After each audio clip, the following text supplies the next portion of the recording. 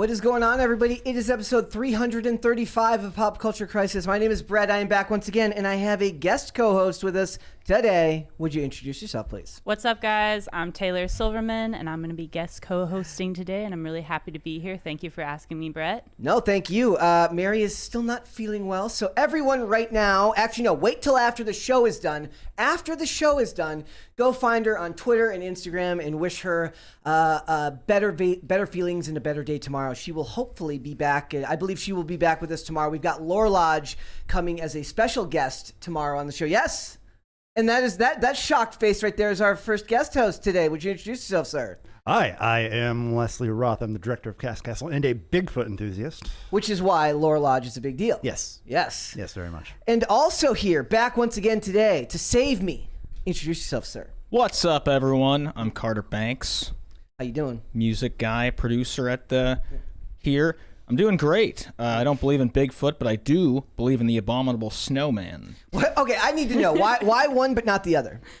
Well, there's just more proof on the snowman. They're cousins, my friend. I don't think so.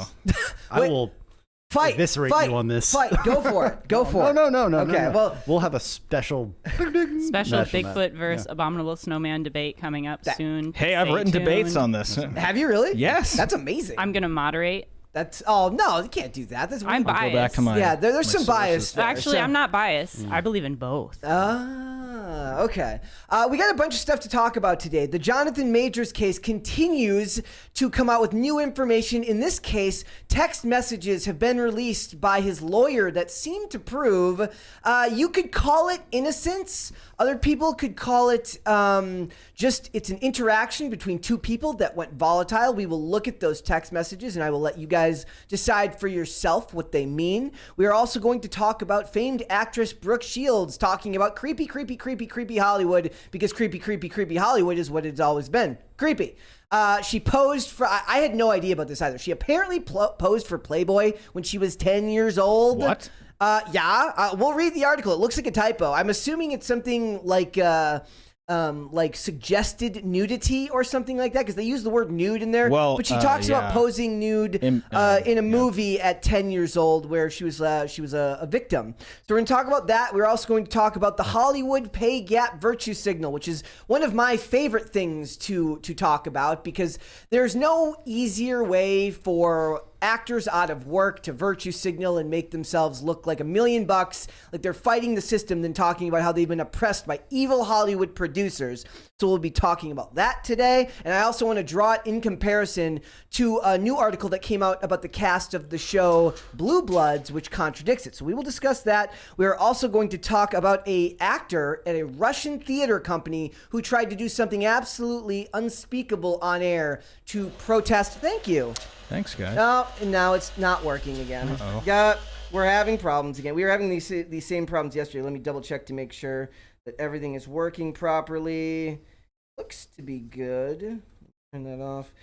We may have to go without money guns today. We'll have to double check. So we're going to talk about that, and then we are also going to talk about a lot of other stuff. So if you guys are ready, we will get right into it. Are we ready? I have a question. Okay, go for it. What is IDR? We got a super chat in IDR. I think he's told it. I think it's Indian currency. I'm not sure. Oh, I don't know what that equals in US dollar. I would. You'd be able to tell by the thing on the screen there that I think it's $2. So okay. I think it's $2 there. I can just send Chris. You a learn message something here. new every day. Yes, you absolutely do. So if you guys are ready, we will get right into these early stories. Are we ready? Yes. Yeah. Everyone. Yes. Yeah. Taylor. I'm ready. Let's do it. Yes. Carter. Yeah. Yes. All right, so I got a couple of things I want to talk about quickly to start the show. So this came out just before we went live, which is that apparently Keanu Reeves will not just be making some type of cameo in Ballerina, which is a movie and not a TV show, which I kept screwing up because the Continental TV show will be a television series on Stars, or got moved from Stars, right? He will have more than just a cameo, so he's actually going to be on it for quite a bit. That's actually kind of interesting, considering it probably cost them a lot of money to get him involved. Perhaps.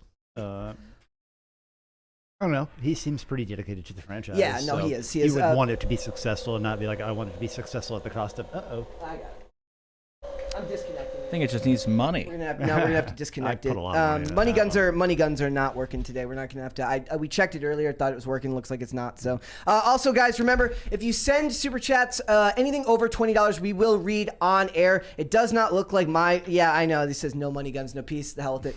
I can't multitask and do all this at the same time. Looks like we will not have money guns. There will probably be money guns on Taylor's side, so you will get money guns. It just will not be coming from my side of things. So No money that's guns. not no money guns. all conversations will be interrupted if super chats come in over $20. If you feel like interrupting the discussion, you can in fact do that. So all right, I want to get back into this. So first of all, the first thing I thought of when I saw this is Anna de Armas was also in Knock Knock. Remember Knock Knock? Yeah, Yes. yeah, okay, yeah, so yeah. do you want to, can you describe to people what Knock Knock was? No, I can't. I just remember it coming out. I never went and saw it. It was one of those that passed me. and I Okay, watched so it it's as a it went, creepy movie in which Kanye West, in which Keanu Reeves, I'm trying to multitask here, in which Keanu Reeves basically gets stalked by these two women. Look at his face right now.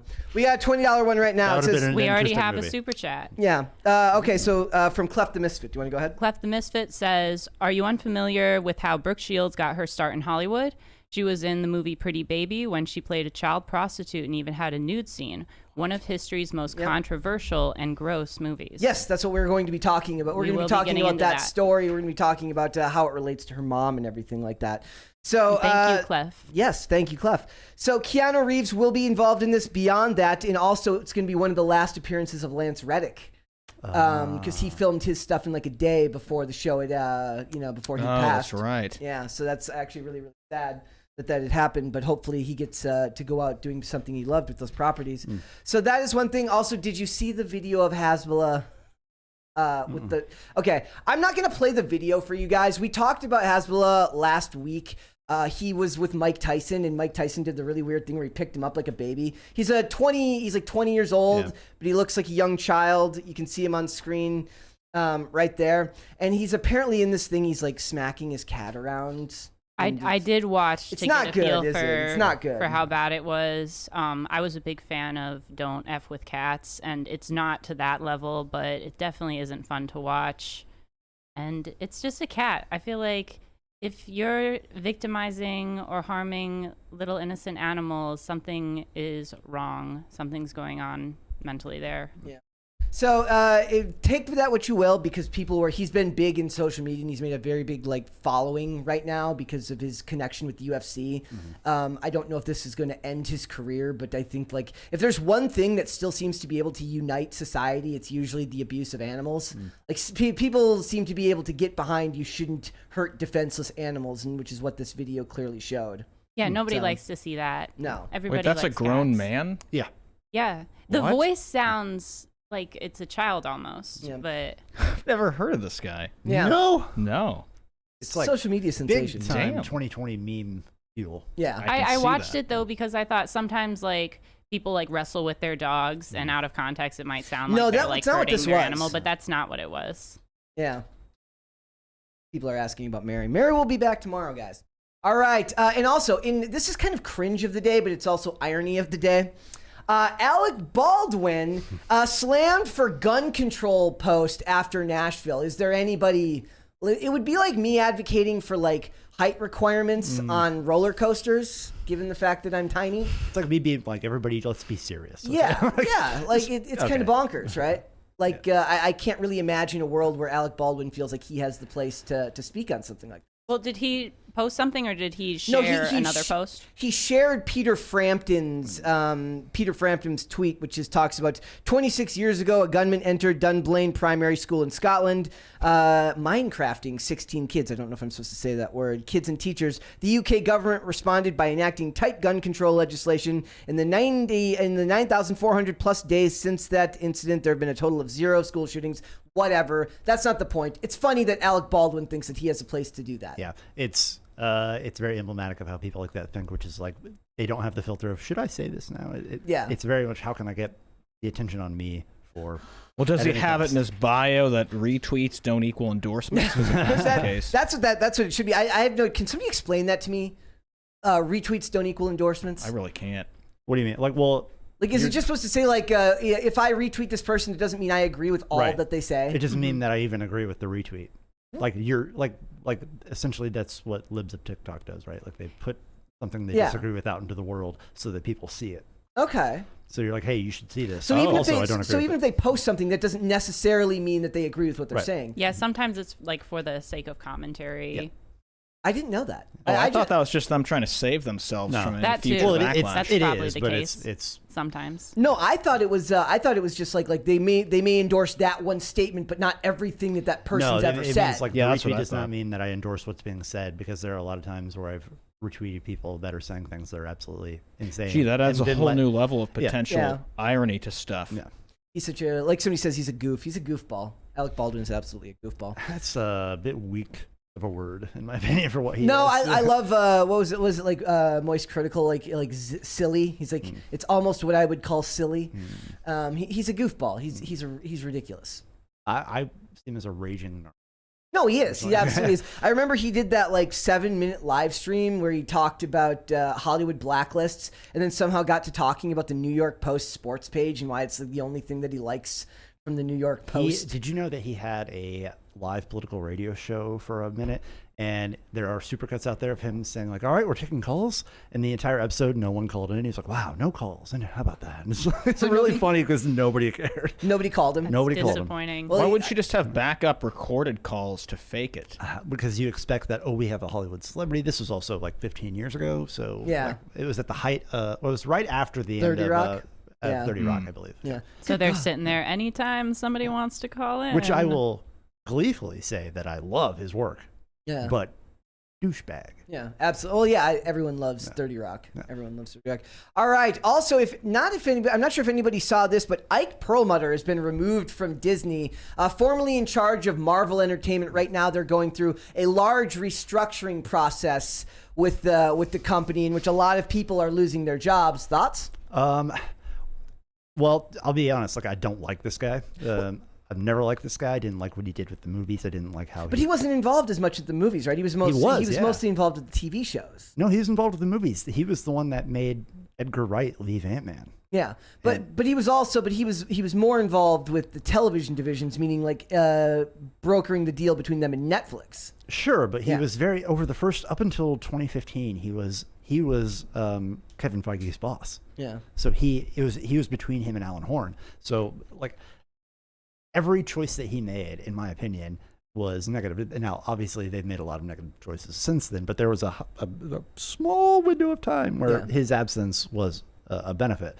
And I still think that it is. I think that we're just in a weird phase of time right now that nobody could make something good out of that franchise right now. But I don't find it surprising. Yeah. It was written on the wall, 8 years ago? Who do you think, like, what's the next department do you think that they end up cutting? Because right now, guys, Disney's going through like a massive, like 7,000 person layoff. Right now, they're looking to get rid of about $5.5 billion worth of excess weight. I think that we're going to see a lot less Disney Plus content. Like a lot. Which is why they keep talking about focusing on quality rather than quantity, because they literally aren't going to be able to afford the quantity anymore. Could they have gone woke and gone broke? Do you think that's what this is? I think there's an element of that, but I think it's much larger. I think it's that we're seeing that the streaming wars have a cost, and that's that you can't like they're trying to make everything for a large audience, but by doing that, you're fracturing your audiences, which means you're fracturing your income. Yeah. Like if you can't have everybody, you try to appeal to everybody, it ends up appealing to nobody. Well, no, they're not doing that. They're doing the opposite. They're trying to make niche stuff. They're trying to make She-Hulk, and thinking that the people that support She-Hulk will come through monetarily, and they never will. Yeah. And even the stuff that's good, like Andor is really good, but even that, if people like they they lost all the goodwill leading up to it, exactly. So it didn't really matter. Right. So you're people not going to talked about why the reason John Wick 4 did as well as it did is because like they had goodwill build up from the first two. That even though a lot of people didn't find the third one super great, it allowed them to go see the fourth one anyways, even though the third one didn't get the best reviews. Yeah, and then there's just like external factors as well. That crap is expensive right now, so people are like pulling back on the purse strings. Even me, who loves going to movies, I haven't been to a movie since I went with you last time. Well, that's not true. I've been to one movie since I've been with you. Yeah, if you're tightening your budget, that's going to be the first stuff to go. There is a $20 super chat right there. Oh, we got a $20 super chat from 1,000 Foot Deep End. Sad Mary's not feeling better, but glad to see you back, Taylor. Your coffee mug made me LOL. The super chat should be color coded. Look for orange, pink, or red chats. Those are $20 plus. And Brett, don't sweat it. You got this. Yes. Thank you for the tip, and I'm happy to be back. And yeah, this is my favorite mug. Well, you like before the show, you're like, I think I'm gonna go get the. I'm gonna go get my the cow mug. My cow mug. Impressive. Yeah, he's a Bigfoot enthusiast. He's a abominable snowman enthusiast, and I'm a cow enthusiast. Moo. That makes me feel so uncultured. I'm not like an enthusiast realist. of anything. Yeah. Abominable snowman realist. I'm just a guy that, Read accepts something. reality. Yeah. And I'm just no, over they here, have like, to not- change. Okay, go ahead. No, go ahead. No. ahead. They have to change the model. Like they need to. We've talked about this several times. So they need to go back to the old iTunes model to where you pay for individual shows, because that's the only way these things are going to be successful. And like they're trying to like bring in as many people into Disney Plus, and this goes for every streamer, to try to. It's just not going to work. Like you can only spend more than you're bringing in. This is very very common sense. Yeah. But I don't know what the grand plan is. Music is like that too. If people, I was can buy- actually just thinking this. Yeah, it's Well, you should say it. nearly impossible to find a direct link to buy a song anywhere. Yeah. CDbaby.com. I'm just kidding.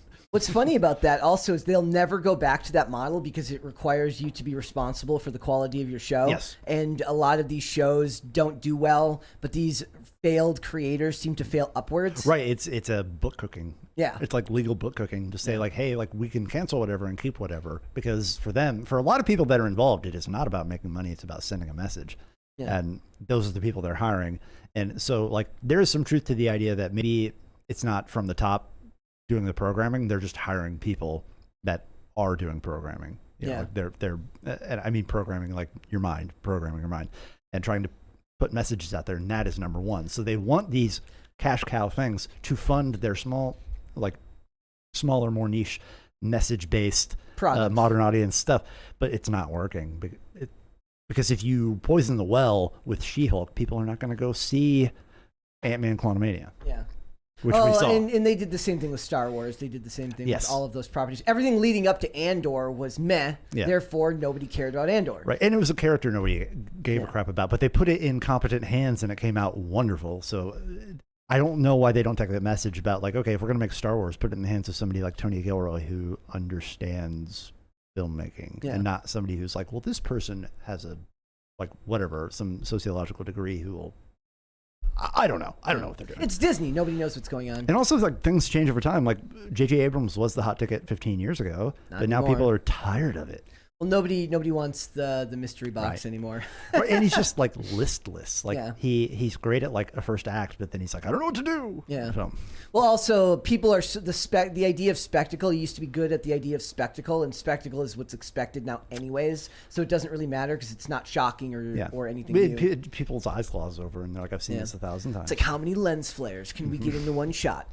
All right, guys. So also Perlmutter would he'd butt heads with Kevin Feige, and that's never a good thing if you want to survive over at Marvel, because it would be like like if you had a boss above you that you were constantly fighting with or constantly ran ideologically opposed to. First of all, like Perlmutter was not a spender. He liked to save money, and Feige's entire business model was to spend and buy new IP.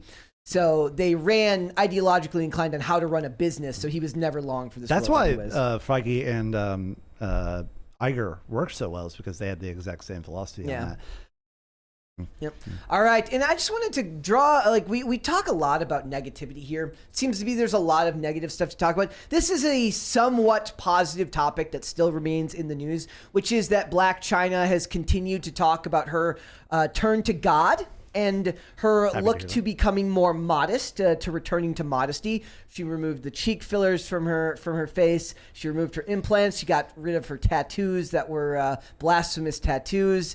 I think that's a good thing, and it's something good to highlight. Like, now, do I take any celebrity or famous person at their word that they've turned their life around and are suddenly devoting their life to something great? No. But the idea, I think Mary kind of had this position, right? She said, well, I'd still rather have more people sharing a message towards God than I would not wanting it, even if it's not necessarily the most sincere. Yeah, just take the message that glorify the if it's towards God, glorify God, not the individual saying it. And that's the magic sauce right there. And what I found most interesting about it is she didn't seem to be able to articulate why she was going through this, which I found very interesting. I felt like if it was more fake, she would have had more cooked answers that would have been very by the numbers or like what you'd expect to hear. But it seemed like as they were interviewing her in this, that she actually didn't really know what to say, which means you're going through something internally that you can't really explain. Does that make sense? No, it does. Like you're like, I feel better, but Yeah. I can't put my finger on why. Does that ever happen to you? Like where, whether it's something good or something bad, sometimes like me, I go through days where like I'm like out of it or not in a good headspace, and I couldn't tell you why. My life isn't more stressful than it is any other day. My life isn't better than it is any other day. It's just a normal day, but for some reason I'm struggling. And I imagine the same would work in the opposite direction, meaning you've gone through this unbelievable shift in your psyche, meaning that you found a new purpose, you found a new path, especially something that runs so contrary to the Hollywood model that it would be hard to describe what it is about that that's making you feel so strongly about something. Sometimes it's more clear in hindsight, but perhaps her message could also be inspiration for girls who are younger, who are thinking of taking a path like that, and see her turning back on it, or turning in a different direction rather, and maybe reconsider choices. And she says that she wants to set a good example for her kids. And we could use more adults wanting to set better examples for their kids, especially in Hollywood, which doesn't seem to be a place that does much for promoting traditional family of any sort at all. Yeah, no, I think this is if this is genuine, it's a good thing. It's also a good thing to have people who are in this stage of it public because early on. Right, yeah, in this stage of it, because it, what's the word I'm looking for? It allows for people to be new in faith, which is something that is very intimidating. Because it's hard, because you're coming into something where you're not going to have any of the answers. Right, and you don't even know what questions to ask most exactly. of the time. So, but that allows, that can deter people when like, I don't feel like I know enough about this. I don't want to stay away from it. Yeah. And that's true of anything, but especially something like this that you're supposed to like feel and live. It is a process. So, and that can be intimidating for people who are like, I'm unhappy, but I don't want to do something that'll change my life because it's a very large change. If you see somebody going through, it's the same as like somebody losing weight. Like it's hard for somebody who's like trying to lose weight to go to the gym because they're starting out and it feels like it's a monumental undertaking. Yeah, or just you feel like people are watching you because you're not as into it, far into the process as they are, and the same applies for this. That's actually something you might understand, that people who are new to skating don't want to go to skate parks because they're worried about feeling like they stand out as not looking as competent as other people there. Yeah, and I always tell people who are just starting skating that everybody who's there can relate to that, because it is very scary being a beginner and feeling like you stand out or like you don't know what you're doing, but everybody there went through the same thing, and I think that's why a lot of skaters are very supportive and welcoming to new skaters. Do you see that a lot when you go to the parks around here? Like new skaters? New skaters? Yeah, actually, I've even seen a lot of people who are starting as adults, which is really intimidating because a lot of people start when they're very young. Yeah, I started when I was 12. Harder. Yeah, I started at 16, which is pretty late. I was still a kid. That's actually like people don't understand. That's actually kind of late. For a lot of people. A lot of people get into it when they're very, very, very young. Like for us, I had started at a time where rollerblading had just blown up at that time in like the late 90s, right? So everyone was doing it, and I watched a lot of people quit because it was a fad for a lot of them, that they didn't stay interested in it. But I knew from the moment I found that sport that it was something I wanted to do for the rest of my life, or at least as long as my body would allow me. But I didn't start going to skate parks. We didn't have skate parks at that. Like, it was literally that long ago that there weren't the ready-made, the made-to-ride, 3 feet and under skate parks that you see in a lot of places now. All we had was street skating, so it was bike racks at the local church and stuff like that. So when we first started going to skate parks is when I started seeing a lot of people who were fresh to it. And my story is the opposite. So the kids I started with all had already been skating for a couple of years, right? And the first time I went to a skate park with them, one of them like made fun of me because I could only do one trick. And I said from like at that point right there, like, I will be better than you Eventually. I don't care how long it will be. I will eventually be better than you. So my entire 25 years of skating literally started out of spite because somebody wasn't polite to me. Yeah, well, at a skate sometimes park. your haters can be your best motivators. But I think that people who say things like that say it out of a place of insecurity, typically. Well, And- we were like 12 or 13. But Like, I you're- think it can relate to what Wesley's talking about with like a journey of Faith. learning about faith and being intimidated.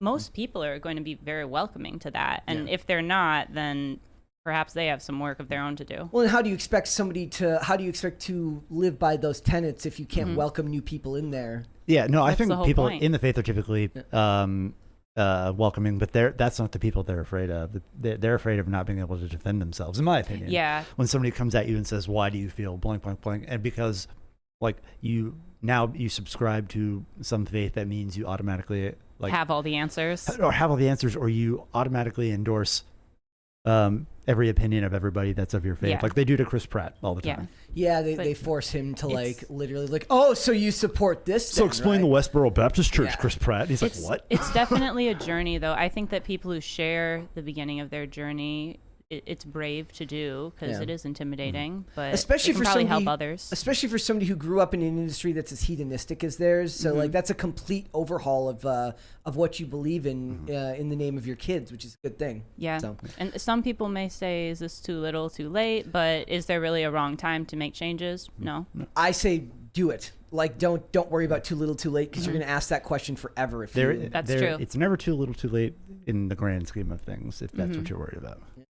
All right, guys, we're going to get started. So this news broke at the end of last week. It broke over the weekend, and it's become big news because Jonathan Majors is a very big name in Hollywood right now. He's in Creed. He's now a very big part of the Marvel franchises. He has an upcoming ad campaign that just got pulled, running for the Army. He was in a movie called Devotion over the summer.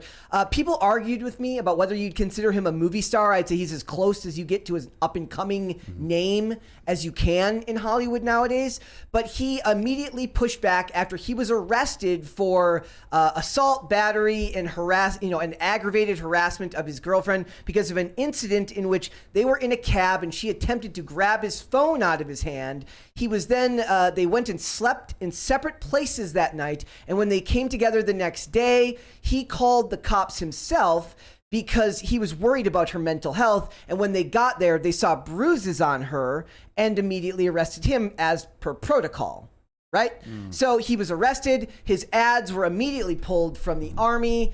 People immediately started asking questions like, is this guy going to be able to even keep his job with Marvel or with any of these other franchises where he's now built a name for? Imagine you're somebody in any field, right, where you're an up and coming star and something like this comes out about you. What do? Say nothing until Get you your have lawyer involved Yeah, say immediately. nothing, have receipts. So which he did. that's what he did. So he called his lawyer, and I actually have them pulled up here. And these seem to prove, or at least show very clearly, that this is not what it was made out to be. So I'm going to put them on screen here. So these are the texts that he received. This is between Jonathan Majors and his girlfriend. It says, "Please let me know you're okay when you get this. They assured me that you won't be charged. They said that they had to arrest you as was protocol when they saw injuries on me, and they knew we had a fight. I'm so angry that they did, and I'm sorry you're in this position. We'll make sure nothing happens about this." So basically she's saying, like, look, this was a misunderstanding. She goes on, "I told them it was my fault for trying to grab your phone. I only just got out of the hospital. Just call me when you're out." So my first question is, what does that mean? Okay, does that mean that she tried to grab his phone and he like put his hands up and he's just bigger and more capable of defending himself? Does that make sense? Like, what It do you looks do? like she's implying that he beat her up. That's not what I read from this. No? Is that what you read from this? No. It's all It sounded like she was acting like it was a misunderstanding. Like and that she he- got physical with him by trying to grab his phone, and Yeah. he might, like, by trying to defend himself, Yeah. she might have gotten hit. Yeah. I don't know. It doesn't How do sound you like do she's that, happy though? that he's in trouble for it. No. No. She goes on. She goes, "They just called again to check on me, and I reiterated how this was not an attack, and they do not have my blessing with any charges being placed. I read the paper that gave me about this. What it says? I read the paper that they gave me about the strangulation, and I said point blank that did not occur and should be removed immediately. The judge is definitely going to be told this. She also assured me, she said, I know they have the best team and there's nothing to worry about. I just want you to know that I'm going to call all I can on my end. I said to tell the judge to know that the origin of the call was to do with me collapsing and passing out. And your worry was as my partner due to our communication prior out of care. She promised that that would be relayed. So she's worried about this getting pushed into the media. And my question is, like, does it seem shocking to anyone else that they would prosecute this at all? Because he was arrested and charged.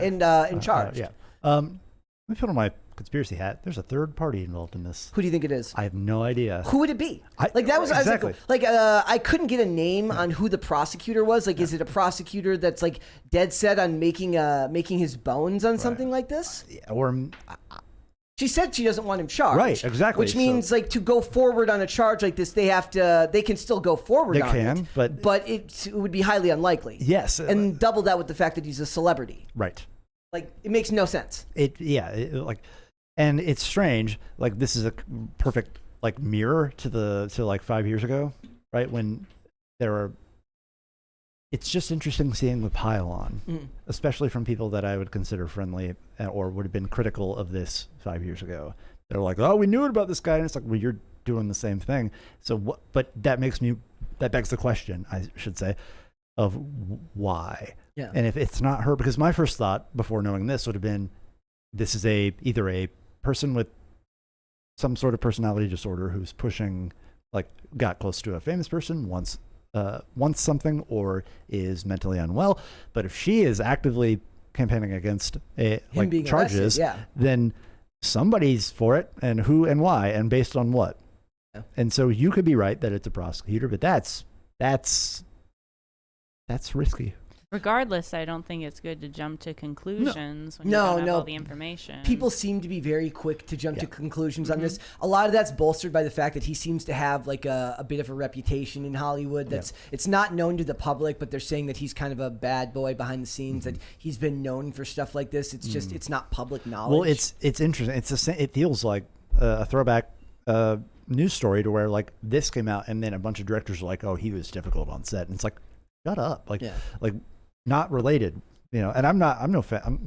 I am neither a fan or not a fan of this guy. I nothing him, but he's an individual, and this seems based on if the person that you're saying this, where did the strangulation accusation come from if it wasn't her? Yeah.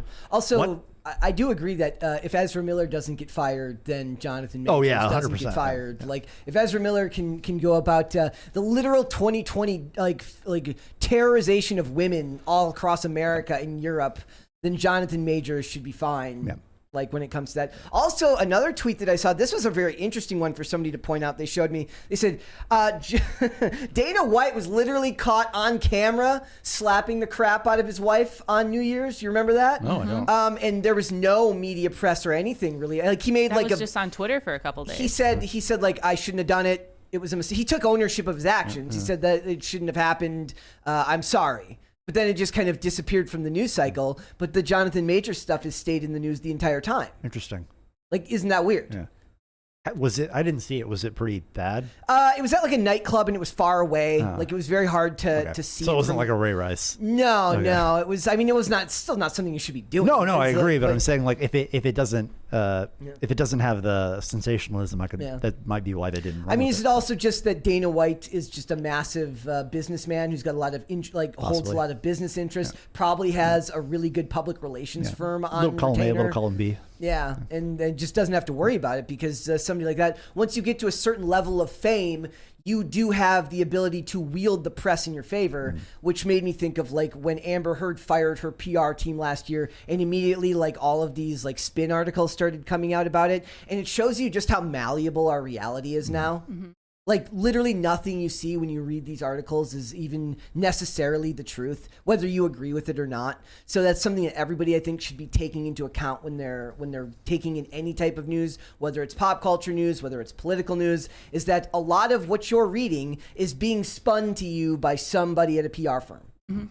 And on Twitter as well, because there are a lot of people who are just sitting around on Twitter waiting to dogpile someone, and they don't care who it is. They just want to be a part of it. It was Chris Brown, or not, I'm sorry, not Chris Brown. Somebody mentioned Chris Brown in chat. It was when Andrew Tate got arrested. The amount of misinformation that was being pushed on the internet just about whether he was being released or not proves to you that like your reality really is something that can be completely manipulated by people in comment sections. Because if you read, like, what's your bullshit detector, right? Like you're reading a story about someone. Somebody says, no, that's not true. How many comments do you have to read that agree with this person who says, no, that's not true, before you start to assume, okay, that must be true. Like, why would 5 people in a row lie about that?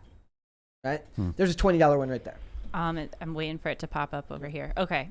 We got another $20 super chat from Clef the Misfit. Thanks again, Clef. Dana's wife slapped him first because he slapped her. They were both drunk, and UFC fans still mock him over the incident to this day. Yep. So that raises the question, if a woman hits you first, should a man hit a woman back? Self-defense? Equal rights and self-defense and retaliation. Feminists. Yeah. What do you think? Are men and women really equal? These guys are both like, I'm not touching that one. They're like, no, leave there's that no one feminists in this room. They're like leaving that one alone. I think this is more to do with the fact that it could be a zealous prosecutor. Like, I don't understand, in a place like California, which doesn't like to charge people for crimes anyways, why they would do this with somebody with such a big high profile. Why would they do that? Yeah, there's a bigger story here, I think. Possibly. I don't know. Perhaps more will come out. Yes. It always does. All right. So the other thing about this that I want to ask is, like, for somebody like Jonathan Majors, who's on his way up, how do you maneuver? Because, like, we talked a lot about Chris Brown actually on here. He just doesn't address it. Everyone knows the Chris Brown Rihanna situation. He just doesn't address it. Like, when that stuff comes up, he just ignores it. Like, what's his path forward? Can he do that same? Can he go down that same route? Can he just ignore what's going on? Yeah. Just don't talk. Yeah. About Why it. give it any air if there's no there? Yeah. Well, and how does a celebrity, how does somebody, like, why would anybody want to be a public figure in current year? Like, I would never want to be famous or to be any type of public figure when every single thing that you get involved with in your life now becomes public record. Right? Like, everything, like, this could have gone any number of ways. I have no idea if he did this or not, but why would you want it to be public? Well, you wouldn't. But no, but I think it's because they want the positive outweighs the negative for them. Like, fame is this, like, I don't know, like, thing that it's fickle. It's strange how badly people want that. Like, that's more common now too in the age of TikTok, in the age of social media. Like, it's now a thing where, like, kids are putting down, like, when they're saying, what do you want to be for a living? They're saying they don't want to be astronauts. They want to be influencers. Yeah. I was watching something the other night, and this shocking, a producer for Keeping Up with the Kardashians was in it and said, the one thing that's true, or that I know is true, is that everybody alive wants to be famous. We were watching this. I was like, okay, no, they don't. Do you remember what it was? Yeah, it was the hatchet-wielding hitchhiker. Wait, what is it? The hatchet-wielding hitchhiker. It's I feel like I've heard of that. It's crazy. Yeah, it's a true crime doc on Netflix, but they wanted to make a reality show around this hatchet-wielding hitchhiker who saved a woman from an attacker, but it just turned out to be this whole other thing. And this producer, crazy. And what did this producer say? He said that everyone alive wants to be famous now? Yeah, and this guy wasn't really into it, didn't want to do it, and she was just like, well, this is a mentally ill person that she was talking about. So, but do you believe? But we both looked at each other and we go, I would never want to be famous. I don't know. I don't have any desire to be any type of public figure. Wants to be famous, perhaps, Yeah. but like, if you are a comfortable in who you are person, Yeah. like, you may get famous, but it's more about the work that you're doing, right? Like, but also when you're a kid, that probably looks really appealing. right. Yeah. Everybody likes you and talks about you. But it's and the same as don't know every kid the wants to dark be an side of adult it. until they are an adult, and they're like, oh, this Exactly. sucks. Also, a lot of them don't understand the amount of work that goes into doing what a lot of those people do. Like, to be like an effective social media influencer or anything like that, it's not like they just wake up and they just film something haphazardly and put it out. There's brand deals, there's marketing, you have to understand, like, there's actual work and artistry that goes into making homemade videos look good while also looking homemade. Like, Totally. Does that make sense? Sometimes there's a whole team of people behind it. Yeah. Like, does anybody in your life, do you feel like the people around you would also agree, like, they don't want to be famous either? Yeah, for the most part. Yeah. I don't hear anyone who I'm friends with talking about aspiring for that. Maybe 15 years ago, before social media was the powerhouse, that it is now, like when you didn't have to worry about the constant backlash, like for everything you do or everywhere you go. If you remember when Sydney Sweeney like threw her mom a birthday party that had like vaguely MAGA shirts that were like a play on. Were you? Yeah. Oh yeah. Okay. Yeah. And they went after her family, her friends, everyone associated with her, which is similar to what happened when I went like viral on the internet last year by accident, and people started reaching out to people who like I wasn't even that close of friends with and harassing them, and then reaching out to family members, and it was insane. Yeah. I feel But I remember that story. It was like it wasn't even MAGA hats. They like changed the slogan just for a cute party theme, I think. I do want to ask one question about this. Now, somebody in the chat says it looks like she's being abused and making excuses for him. Do you think that that's what this could be? I mean, that's entirely possible as well. That's what I thought. Okay. That's entirely possible as well. But it could be. That's what I'm saying. There is a larger story here, whether it's that or whether it's. But this, like, you're right about if there's a prosecutor who wants to make a name for themselves. Because that does happen sometimes, where a victim still loves and idolizes their abuser, or and they doesn't want to get them in trouble. Cops tell stories about domestic violence situations where the woman calls the cops, and then when they get there, they get mad at the cops for taking the guy away. Right. Like that's not an uncommon thing either. They're like attached in an unhealthy way. Yeah, that's in like people can have toxic relationships. As much as I hate that word toxic, I hate toxic a lot. But people can have very, very bad relationships together that you don't meld well as a couple, but you can't get away from each other. Right. So it ends up becoming a poisonous type of connection where you understand that where you are together isn't healthy, but you don't know any other way other than to be that way with each other. Right, like a weird and then you dysfunctional codependency. Yeah, and then you add on top of that fame, fortune, money, and all of these things that would be pressures for them, and it's just I would never want to be. Yeah, I can't imagine being like, if you're not somebody who is stable in yourself, I can't imagine being famous and being in a relationship because you have the world at your feet, and like that's a horrible thing to like. As soon as you compare something to something else, one of them loses value. Yeah, explain that. Well, like. Let's say you bought a new pair of shoes, right? Okay. And you love those pair of shoes. As soon as you start comparing them to another pair, you're no longer appreciating them for what they are. Interesting. And like I get That makes sense. over time, right? Like, are you saying like right away? Over time. Yeah. Like, Okay. Yeah. And you may let superficial things cloud your judgment. But I'm just saying, like, I have very little respect for people in Hollywood. Like, shocker, but they tend to be very vapid people. Yeah. So if you're somebody who has right here anything you want, how can one person fulfill everything? Right. Yeah. It's a very unfair thing to expect of somebody. And if you're that type of person, if you're the type of person who is superficial, and probably harder to do when you're younger. And like as you get older, they settled in. And you may have started perfectly fine, but this, like you said, when you're younger, this changes, it warps your perspective. Yeah. Like having access to all these things, like it warps your perspective on relationships. You no longer trust people as much because everybody wants something. That's why you shouldn't want to be famous. Compounded with fame. Yes. Right.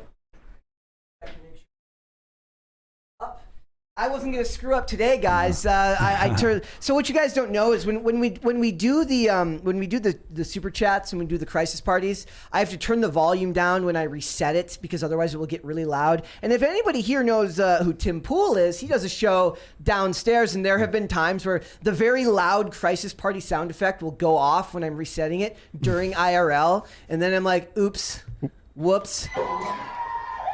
See, I don't want them hearing that down. Crisis party. Thank you. Anybody fans of The Mask in here? The Mask? Oh yeah. Yes. I'm glad you kind of warned us that was going to happen, because otherwise I might have jumped out of my chair. Well, that's what they would have wanted. They would have wanted I you know. to jump out of your chair. I know. All right. We got some super chats there. We got quite a few. All right. We got one before the show started from Martin Santiago. Greasing the wheels us. I think that was supposed to say greasing the wheels up. Let's hope so. I don't know who us is in this super chat, but you never know. We got one from X. Happy National Cream Cheese Frosting Day. Is that true? Is it National Cream Cheese Frosting Day? I don't know. Just the other day, there was it was National Vietnam Veterans Day, and I didn't know there was like one specific to like just the Vietnam War. And I just send my dad a message because my dad is a veteran. Every day is a national day for something. For something, yeah. Like there's International Talk Like a Pirate Day. Doesn't it cheapen the day? Like we got to put that on the calendar. And then the next day is some cream other cheese holiday. day. Like, oh well. You don't want your like very serious holiday to end up next to National Cream Cheese Frosting Cream Day. Cheese Frosting Day Eve. Carter? Can you look up are there any big holidays tomorrow? Does anybody know if there's any? Let me check. Is there any of them tomorrow? on it, and are there? Back to the super chats. Yep. We've got one from Rega Tan, Yep. and I think this is in another language, and I really don't want to butcher it. Oh. Should I give it a try, What language is it? or what if they set me up to say something really Yeah, bad? something really bad. We're gonna have. We'll skip it. We'll But skip it for thank now. you, Rega. But thank you for the super chat. We got another one from X. No guns, no peace. Well, you've got I'm one assuming gun. that's referring to the money guns. Yes, you've got one. Which we are at 50% today. Let So me we- go so ahead and one reload gun, this one baby. piece. Yeah. We'll have one piece, please. And now from T-Bone. From T-Bone. Oh, this one's for me. Yep. Taylor, are you ever on Discord? Also, maybe a skate Discord channel where you teach or encourage skaters. I'm not on Discord yet, but should I join? I've been thinking about it, and everybody keeps telling me to, so I'll have to make an account. And I like the idea for a skate Discord channel. That would be a good way to connect with other skaters and fans who skate. Think they do that? Like, does the skaters use Discord? I feel like I'm that's sure not some do. But I'm saying but not for skating. Like I've noticed that most of the people that skate aren't on Twitter. Well, Most you know of what? them are on I Instagram. want to get on this Cast Castle Discord. That's what I want to do. Well, it's currently a cult for Chris Bertman, so No, all of the Discord is a cult for Chris Bertman true. lately. Which, by the way, somebody in the chat We've earlier. given him too much power. Yeah, know, he's somebody drunk. in the chat earlier asked like, why no Chris Bertman today? He's still sick. He's sick as well. He's been sick for Yeah, like a wish month. him well as well. He's been sick for like a month. but not too well. Yeah. Are you ready for these Holidays? Dude, there are like 200. Hit us with the best of them. Jeez. Oh man, I don't even know. So apparently tomorrow's Ewan McGregor's birthday. Oh, well, that's not a also- holiday. Well, Well, that's it's why I also took it it's off. Transgender Day of Visibility. Oh, We knew about that. We did? Well, you know what else is coming National up? I don't Prom even know if Day. we should talk about it. Yeah. Let's not talk about it. It's International Hug a Medievalist Day. Okay. It's also National Bunsen Burner Day. Well, that could be National good for Breaking Bad. Clams on the Half Shell Day. Eiffel Tower Day. Okay, I don't even know what Eiffel Tower Day is. I don't want to know. It's just picture the Eiffel Tower. I don't know what wanna you're know. thinking about. Should we get back to Let's, Super let's, Chat? let's go back. Let's get back Day. to Super Chats. We I got could one from keep Shane going. H. Wilder. From Shane H. Wilder, great to see you on PCC, Taylor. Prayers for Mary. Thank you. Happy to be here. And yeah, everybody go wish her well so she can come back tomorrow. Let's hold off on the rest, and we will come back after the next segment. Okay, cool. All right, guys, we're moving on today. So this is a crazy story about Brooke Shields. I had heard the original story about Pretty Baby a long time ago, but she's speaking about it publicly now in the context of how it relates to her mother and why the hell did her mother let her do this? I'm going to ask you guys a question. There's a lot of stuff that we talk about on here. You've all guest appeared on certain episodes, and it feels like more and more the number one thing I always end up having to say, because with Mary here, she's young, she wasn't alive at this time. I'm constantly saying like, look, it was the 90s. Look, it was the 80s. Look, it was a different time. I don't know if that's really the case, or if it's just, look, it's creepy Hollywood. Like we can't allow ourselves to let Hollywood dictate what is normal anymore. It was a different time, but exploiting children and sexualizing children has always been bad. It was a different time with the whole 15 doing the Calvin Klein ad for Brooke Shields, Yeah. but not a 10 nude scene. I've never even heard of that, but that's insane. Yeah, so she spoke candidly about her career. She discussed her childhood. Her mother, Terry Shields, she died in 2012. During the conversation, she was asked about an upcoming clip from a documentary that's being made about her. She's got a daughter named Rowan and Greer, who's 16. And they were talking about the 1978 film Pretty Baby, in which she played a child prostitute. And then Rowan, that's her daughter, says it's child pornography. I guess I don't know if we're gonna get banned for saying that word. on here and called that's what she called Pretty Baby and said, would you have let any of us do that at the age of 11? I love how she puts her mom on the spot there as if her mom's going to say yes to that. Her mom said no. She would never allow her kids to do that. What do you think goes through the head of a parent that allows their kid to do something like that? Is it just greed? Perhaps money talks really loud, and or it's that's living important to some people. vicariously. Oh, okay. That too. Like even for, but at 11? Yeah, have you seen like pageant moms or whatever Yeah. it's called? Dance moms and then also That- pageant moms. yeah, Yeah, and, like I worked in AV for a long time, and like huge events are like children dance competitions and cheer competitions, and they're upsetting. and the moms It's are upsetting. And the moms are very clearly living vicariously through Yes, the but kids. it's abuse. Like Yeah. what these children have to do, performance wise, it's unsettling. She also said that she appeared nude on Playboy at the age of 10. What? Yes, I did. Believe it or not, I did not go look this up. Yeah, no. don't go look So it that says up. she went on to address her early career, including posing nude for Playboy at the age of 10, how she couldn't tell her daughters why her mother let her do these projects.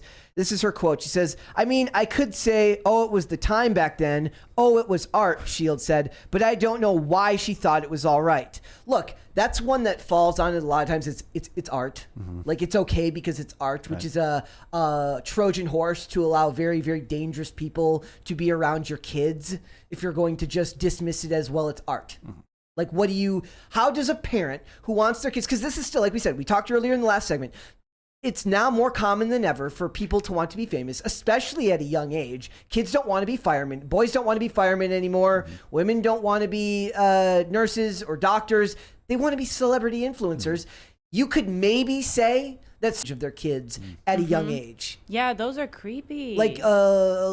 There's a way you can do certain aspects of it that feel less exploitative. There's actually a YouTuber that I really, really like right now named Alex Nino.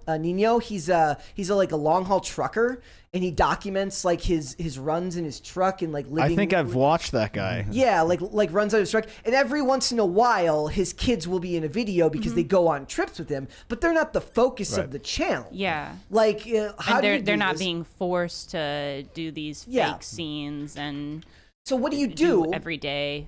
What do you do if you're a parent and you stumble across, and I'm sure that's how this happened, right? They stumbled across a gold mine of content, which is that parents were able to put their kids on video and the relatability of those channels, because so many people understand, like, look, I have a family and they want to see that type of content because they're relatable. That's almost a different type of abuse. But the Hollywood abuse has been going on for so long. I think now what we're realizing is that no matter what we do, we find like society finds ways to harm kids, and that's terrifying. And kids can't consent to being part of a YouTube channel that's the focus. Oh, I is think the them stream or- is jumping. They're saying the We stream- can't say stuff like some of the things that we've said, I think. I don't know. I read a quote which I read earlier. So, okay. We'll tread lightly. Look, you have to be extremely careful with this type of stuff when you're talking about this stuff. But I think it's fair, and we should be the ones holding Hollywood accountable. This stuff was very commonplace back then. You talked about the scene in Blue Lagoon. That was, I don't remember clearly because I haven't seen it since I was younger. But I know the other movie where she plays the, I don't want to say the words. Is it? Be very careful. What is the movie called? From this one? Pretty Baby. Pretty Baby. Yeah. I think that was the worst of the two. Yeah. Interesting. I mean, if it has a very particular scene, but like that's not a new concept that popped up in the 90s because Jodie Foster famously played a same thing in Taxi Driver. Like, granted, not as explicit as this sounds, but still strange. And I don't like the thing that I was mulling over while you're talking was it was the 90s. I don't think the attitude was different. Maybe a little bit, but not. This seems beyond the line. Yeah. Like I was watching How to American Summer last week, and there's a joke in it where Molly Shannon ends up in a relationship with a 10-year-old, and it's just like it's absurd, right? It's supposed to be absurd. It's played as absurdity. Yeah, it's like, oh, we fell in love, and Well, I don't mean to interrupt. Sorry. No, go. No, I seriously. just had a thought. Go for but it. But even that, I was like, that's Yeah. Did you really need to go there? right. Like it was funny, but my thought now is like, That's a little weird. Yeah. You know, like, but that's what that movie is. And like, there's also a scene in that movie where two adults make out in front of children. I was like, okay, that might get you with it was the 90s and we didn't think about it and whatever. Yeah. But like, I don't see, like, maybe stuff just flew under the radar more then. Well, yeah, there wasn't the instant backlash that the Right. internet brings about now. Yeah, it's easy to forget and memory hole stuff when it's not retweet. Yeah. But Well, another way that some films cover this type of difficult topic is they cast someone who is not a minor Right. but can appear to look younger. I'm having trouble thinking of an example right now, but I know there's one that happens. that we've talked about where it was recent. It was 2019 where it was about a child android. Yeah. You know what I'm talking about? Yeah. And they had like a 19-year-old play. They're playing like a 9-year-old android that is a... Did we talk about this? We have talked about it. Okay, yeah. I don't remember that. It came up as it was mentioned in an article about something else, and I brought it. But yeah, there's a movie. It came out in 2019, I believe, and it was like a 19-year-old actress playing a 10-year-old android that was used for this purpose. What? And that's what. Yes, that was what the movie is about. And it's like, it is kind of true that Hollywood has kind of always been very open about who they are, and people just have the ability to ignore it. And that's not a good thing either, I don't think. The example that I was giving, I posted something on Twitter yesterday. If anybody has ever seen the movie Blank Check, the once masterpiece Blank Check, there is a scene at the very end of this movie. If you don't know what Blank Check was, it was a Disney movie from 1994.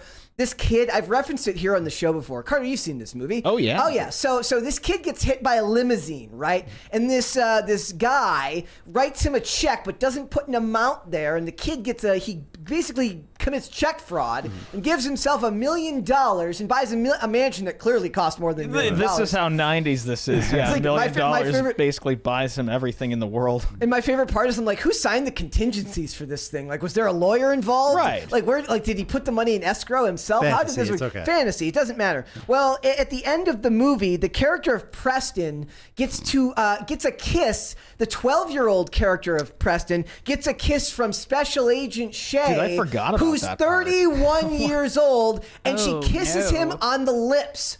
Okay, and here's the thing. The way the scene is blocked, I have it here. Like, the way the scene is blocked, I don't know if we can play it because of copyright. She could have kissed him on the cheek. She could have kissed him on the forehead. She could have given him an awkward hug. There's literally 10,000 options they could have done rather than just have 31-year-old actress kiss 12-year-old boy. But it's Hollywood. That is Who weird. signed off on that? Like it was the 90s. Like, that's literally what this is. It was like the coke snorting studio executives just like, You know, it's it'll funny. be fine. Just do it. Man, no one thought twice about that back then. Dude. And then like I got like a bunch of responses from people who are like, okay, I love that movie, but now like I don't remember that being that creepy.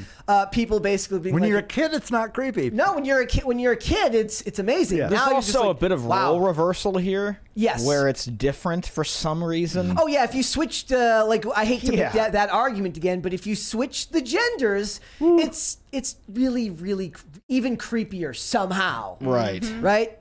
But also, have you ever noticed, like, when you read articles, like, anytime, like, a male teacher does something, it's, like, it's abuse, but every time a female teacher does something, it's, like, entered a relationship with a student. I'm like, that's not what that is. You're lying.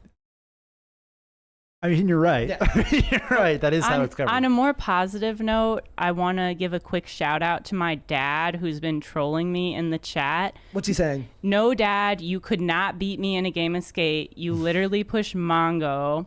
And yes, I'm very excited to go to the sand dunes with you. I will see you soon. Love you. Thank you for joining. Oh, that was adorable.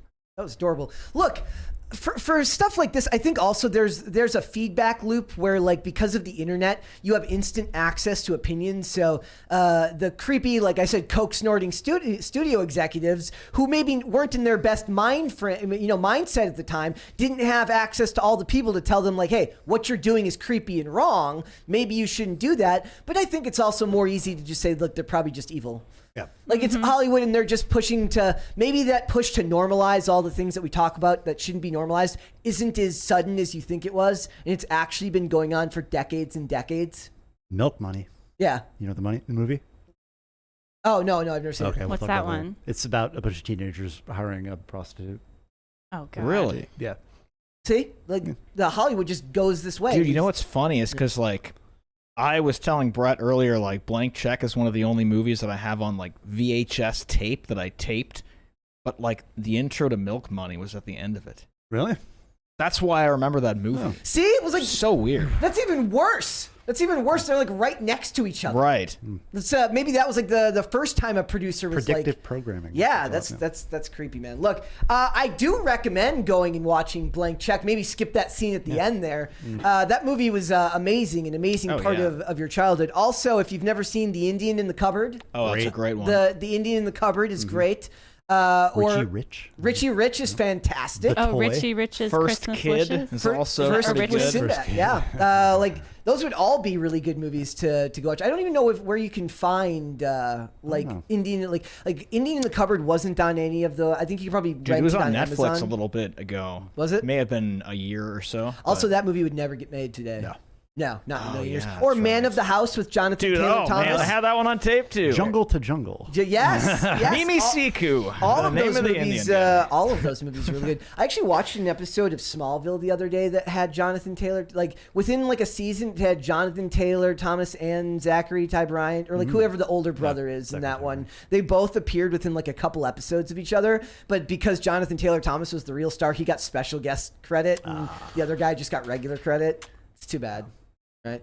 All right, guys, Hollywood's full of creeps. Don't let Hollywood raise your kids. Like more than anything, what do you guys think people should be doing about finding? Because whether people want to admit it or not, people have to find entertainment for their kids. Like entertainment is still Ooh. part of life. Art is still part of life. What should we be doing if we're trying to get our kids to watch more wholesome entertainment?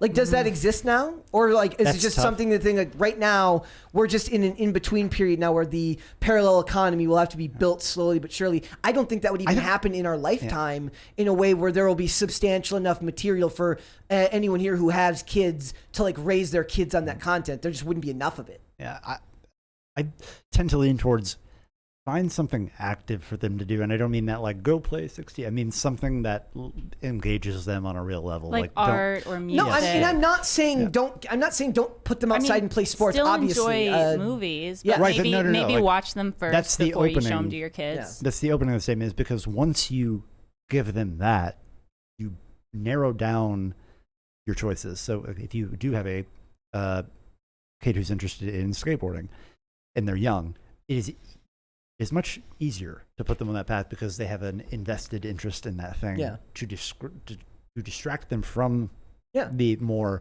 noisy thing that is trying to draw it. That they're trying to draw on people that have no direction. That's like, I feel like in a lot of ways, me and you probably got lucky with that to find something that we were that passionate about that young and hold on to. Especially I actually, as a teenager. Yeah, That's a very vulnerable time. I talk to a lot of people about that, like on my Instagram, usually in my story, like when I'm having a bad day and I go skate and I realize how lucky I am, how fortunate I am that I have something that's a physical activity. You know, it's obviously proven that it's good to get out to be active for your brain and your physical and your mental health, right? Like to have something that you got lucky enough to find at that young of an age that still sticks with you, where you like it as much now, the day you started, as you did, you like it as much now as you did the day you started. Not many people find something like that. Yeah. Like- and another one, like even if I got like a rolled ankle or something, I always turn to like pulling out my guitar. Yeah. So even Super though like entertaining, never I don't gets have old. that. I don't have that. Like I don't It's never have too the late. second. I don't have like the second thing that I like to do other than skating. In fact, if anything, I always felt like I was too one-dimensional in a lot of ways because I dedicated all of my time and all of my energy to doing that one thing. And even to this day, I guess you could say movies, you could say television or stuff like that. I guess, but I wouldn't have thought of them in the same context because one's an engaged activity and the other one's more passive. Yeah. So it's a little bit different, but I'd say finding kids and getting them into sports is also probably more than anything is getting your kids into activities, not just entertainment. Right. Yeah. And also just teaching your kids good discretion and good values, because in this world, they're going to eventually see or come across some media that isn't ideal for kids to see that happens. Yeah, and to stay engaged with their lives and to check in on them on a regular basis, because they're going to have access to phones, they're going to have access to the internet. You're going to have to pay very close attention to that because so much content is pushed out each and every day. Like, I'm terrified of that. To me, a great option, especially like I don't have kids now, but I have thought about these things a lot about because I want to, and it's like old entertainment, like very old entertainment. Like my favorite TV show of all time, Dick Van Dyke Show. There's nothing in there that I like. Not only would be offended by, but wouldn't endorse the way they handled it, even though they were Hollywood scumbags for the most part. Yeah. But the money wasn't in being a scumbag at that time. Right, the money was in promoting wholesome values that they just happen to be. Well, even like I'm not anti like subversive topics, because you have to, like, if you're trying to give a child a tensile mind that can wrap its head around complex subject matter, you have to be able to tread in those waters at some point. Like I don't think that there should be topics. Well, there should be some, but like don't make too insulated content. Don't feed them Yo Gabba Gabba and these things that rot the mind and don't challenge it, because they are going to, like, entertainment is a good vessel for, okay, if I ever encounter this type of situation in my life, you know, like there's an episode of Degrassi about like a girl's in a relationship with a boy she met online, but it doesn't turn out to be a boy, and it's handled extremely well. Yeah, that is important. A lot of the teen dramas used to actually be very good. Mm-hmm. There was a lesson in every episode. I love Smallville. But they were still good. They didn't feel like they were made for you to like talk down to you, or like after school specials, or they were, but they didn't feel like it. Also, speaking of the Dick Van Dyke Show, I think there's a lot of episodes available for free on YouTube. Yes. Is that true? All of them. Okay. Yeah. Look, Filmrise television. I watch it every night. I love I love Smallville. I've been really enjoying Smallville. I loved One Tree Hill.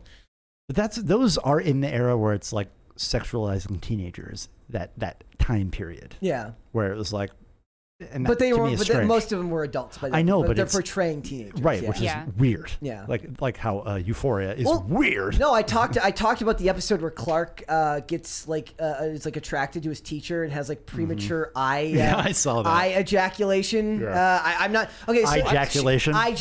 Okay, so Superman can shoot the beams out of his eyes, right? Oh. And but he's a teenager, so he can't control himself. There are like some words I think should never be said out loud, and whatever that was is on the list. I'm just ejaculation. Yeah, like put it on the list, right? I do recommend everyone going, but even in that show, okay, there are scenes where it's taken for granted, where he's considering gets talked to about sex, but it's not just assumed that he's already active. Nowadays, I feel like they just assume the kids are active because the culture has degenerated so far. I would say safe assumption today, but that's the problem, right? Yeah. So, all right.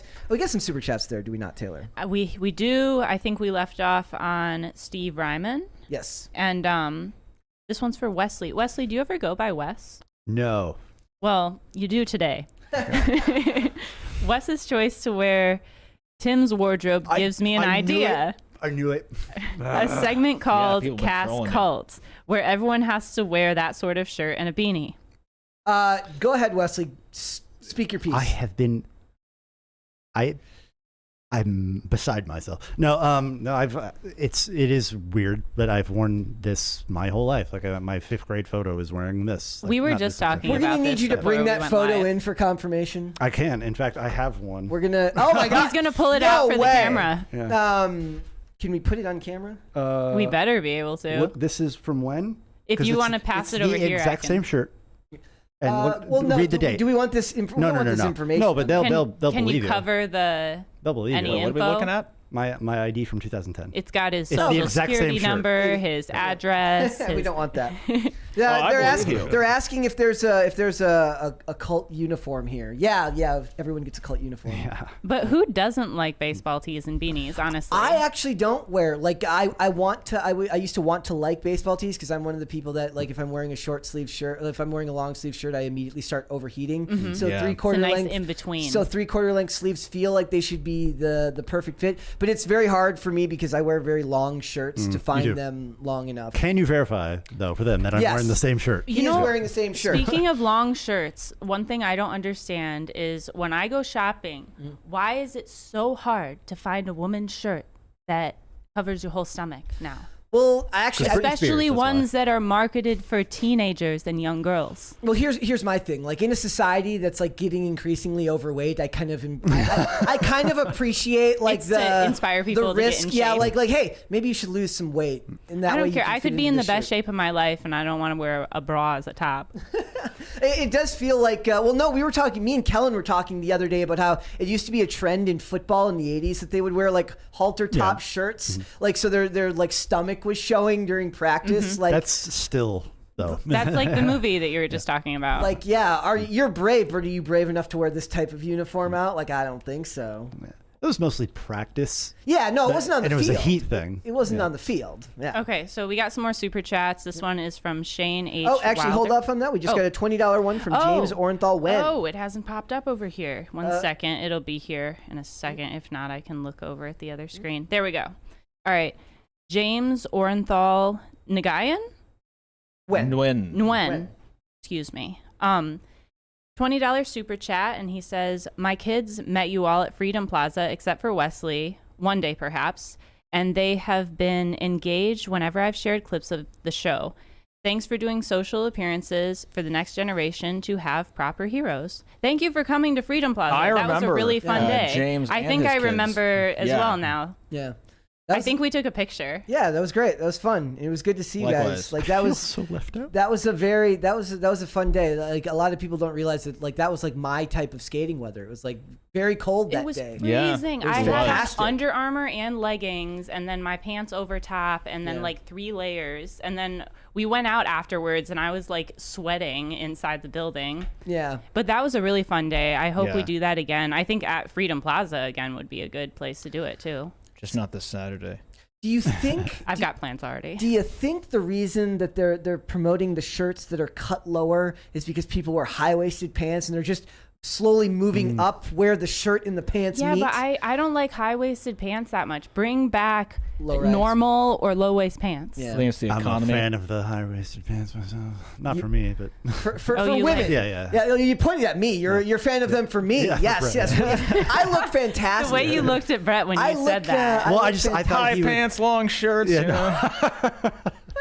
lots of I look overlap. fantastic in high-waisted pants. I must say. Should I read a couple more super Yeah, chats? read one or two more. Okay, here's one from Shane H. Wilder. I pray Blac Chyna is sincere, but all for the glory of God. Also, Mary is out and the Money Guns Act possessed. Coincidence? I think not. It's very possible that this could be Mary's fault. That maybe she's wishing ill will on my money gun. I don't think she would Mary, do that. come back so we can get the money guns working again. But it's not even her money gun that's not working. It's mine. Yeah, it's just she's doing it only to you. It's not very nice of her to do that. A targeted attack. Maybe I could, maybe she has like a spiritual connection with them, and because she's not feeling well, it's off right now. Perhaps. That could be the problem. In which case, I wish I had a spiritual connection with the money guns. So, let's Should read one listen to more. Blac You Chyna can more. get there, yeah. So this one is from Old Warrior 34. One thing that Angela, I think he's referring to Blac Chyna Yes. by Angela. So one thing that Angela converting also makes good faith not seem like something solely for the last generation or cultists. It's also interesting that she's chosen to go back by her birth name, which is good. Look, this job tends to drain you of optimism. Like when you talk about a lot of this stuff, you talk about Brooke Shields and what happened to her at 10 years old for enough times, and you get kind of drained and you start to look for the worst in people. And no matter what, I try to not do that. I could be let down 99 times out of 100 on something like this, but I'm still going to root for the person doing this, even if it ends up being for selfish reasons, even if she doesn't actually mean what she's saying. I still think it's better as a human being to hope that she's being honest rather than be cynical and assume that she's not. It could also be that it is for selfish reasons, but she finds it along the way. Yeah. Has happened. Yeah. Let's read one more. Okay, this one is from Gordon Shumway. Yes. I'm surprised that Disney hasn't tried what they did in the 90s and create some great cartoons like Gummy Bears, DuckTales, Gargoyles, etc. Those were innovative and captured a new generation of fans. I believe they did bring back Innovated, Gargoyles. excuse me. Yeah, they did bring back Gargoyles a couple of years ago, right? Yeah. Or maybe they just put it online. Perhaps. I know that there was talk of a Gargoyles movie written by Jordan Peele. I didn't see Gummy Bears, so that's not one I've seen. DuckTales and Darkwing Duck. I watched all that. Yeah. But, well, the reason that doesn't happen is because it's not a surefire IP. Yeah. And they just can't afford that risk. But they're making X-Men 97 right now. Did you see that? Yeah. They're making X-Men 97. Yeah. They're also doing, they're bringing back Batman, like animated Batman and stuff like that. So it's all going downhill. Yes. And that's the problem, right? This is what happens when all of these companies, all of these projects are related to billion-dollar enterprises, right? I don't think a lot of these creators realized what they were selling their material to when they were bought up by these conglomerates, which have only gotten smaller and smaller as time has gone on. So, I mean, there's less and less of them that are just larger in size. All right, guys, we're moving on. So the Hollywood pay gap has been a fascinating story for me the last couple of weeks, because every time I read a story like this, it's like, what is their new thing that they're promoting? They have to complain about something. So there's a couple of them here. And then there's one that ties it all together in a positive light at the end. So the first one here is from Sharon Stone. She says she was paid $500 to make Basic Instinct, and Michael Douglas had made $14 million. Boo-hoo, Michael Douglas had 2 Oscars by that point.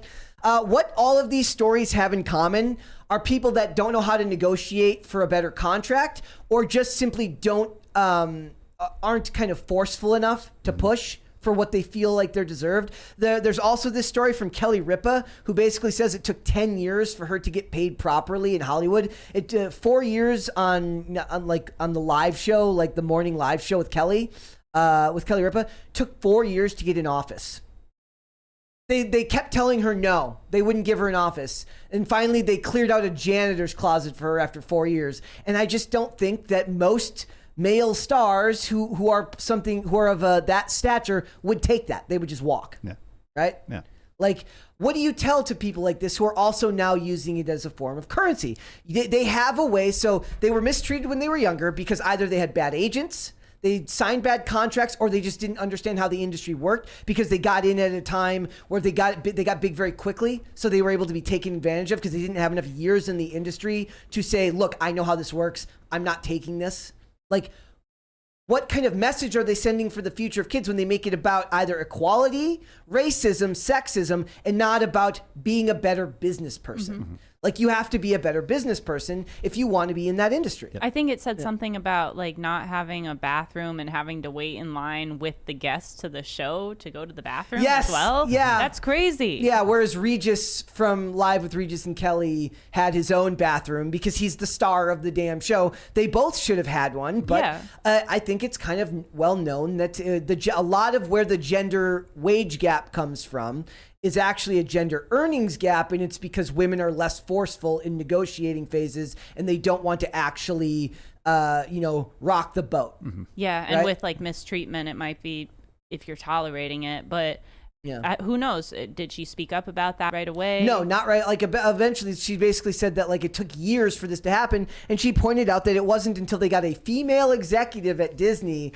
that got her fair pay on the show. And I said, look, if you had renegotiated earlier, you could have done this for yourself, but they don't want to because it allows them the opportunity to complain about it on the internet. Right. And it's not just that. Ernie Hudson talked about how they couldn't have paid him less for Ghostbusters because he wasn't as big of a star as Dan Aykroyd or Harold Ramis or as Bill Murray, right? Sure. So what do these people do when they get older? Do they make it easier for younger people? No, they complain. And that annoys me. Yeah. The other thing is they make it about issues that become a problem for us. So they're making it about sexism. They're making it about racism. They're making it about inequality, and they keep conflating equity and inequality anyways. And it becomes something that we have to worry about because kids read these articles. I don't want to say middle-aged white women, but here we go. Awfuls read articles like this and think society is worse than it is. When really it comes down to the fact that Hollywood is a cutthroat industry full of people that just want to make money. and they're not willing to compromise, as they can't if they're putting the money up to front these properties. What do you do? Excellent question. No, I think you're saying the answer to this. Yeah. Well, we know the answer. I'm saying, how do they end up doing it? How could they end up pulling this off? I don't think I understand your question. Yeah. Okay. So what I'm saying is, like, they're not going to take this approach. They're going to keep complaining about it. Well, that's the whole point. Yeah. Like why would that would undermine the entire thought process? Yeah. But also they make it about things that it's clearly not about. They don't because care. Because it has social currency. Yeah. Like why wouldn't you? But if they wanted to get paid more, they're not going to pay a guy any more than a woman inherently because they want to just make more money. They just know that the women will take more crap. Perhaps. Yeah. Perhaps. And that is true, but generally true.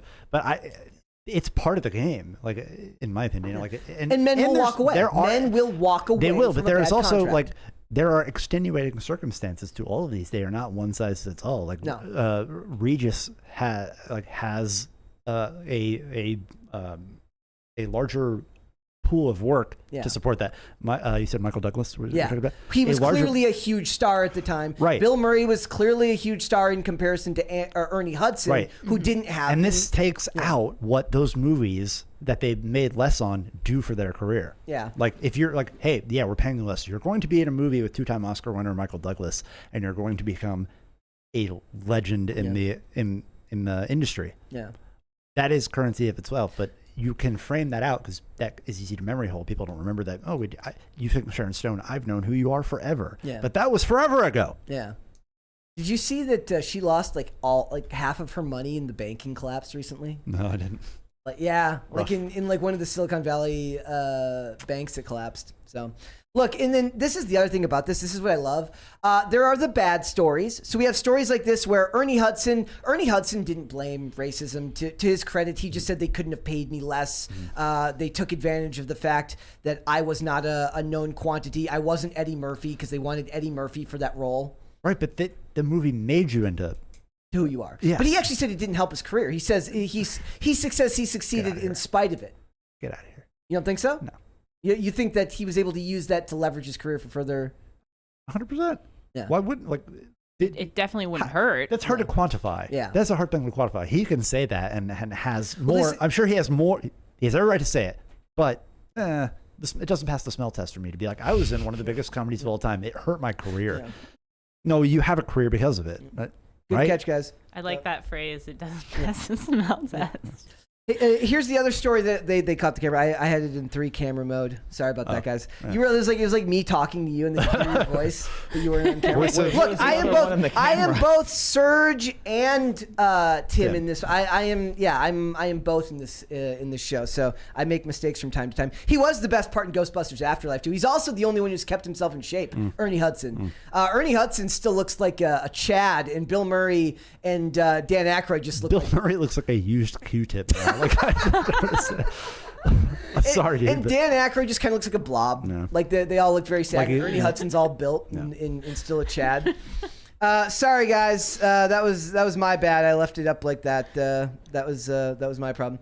All right, guys. But this is what I thought was so cool about this. There's also this story from the show Blue Bloods where the cast just took a 25% pay cut so they can continue making the show. Based. That is super cool. No. Like, imagine how much you might have to actually like your work and want to do your work to be able to say, look, I love the people I'm working with.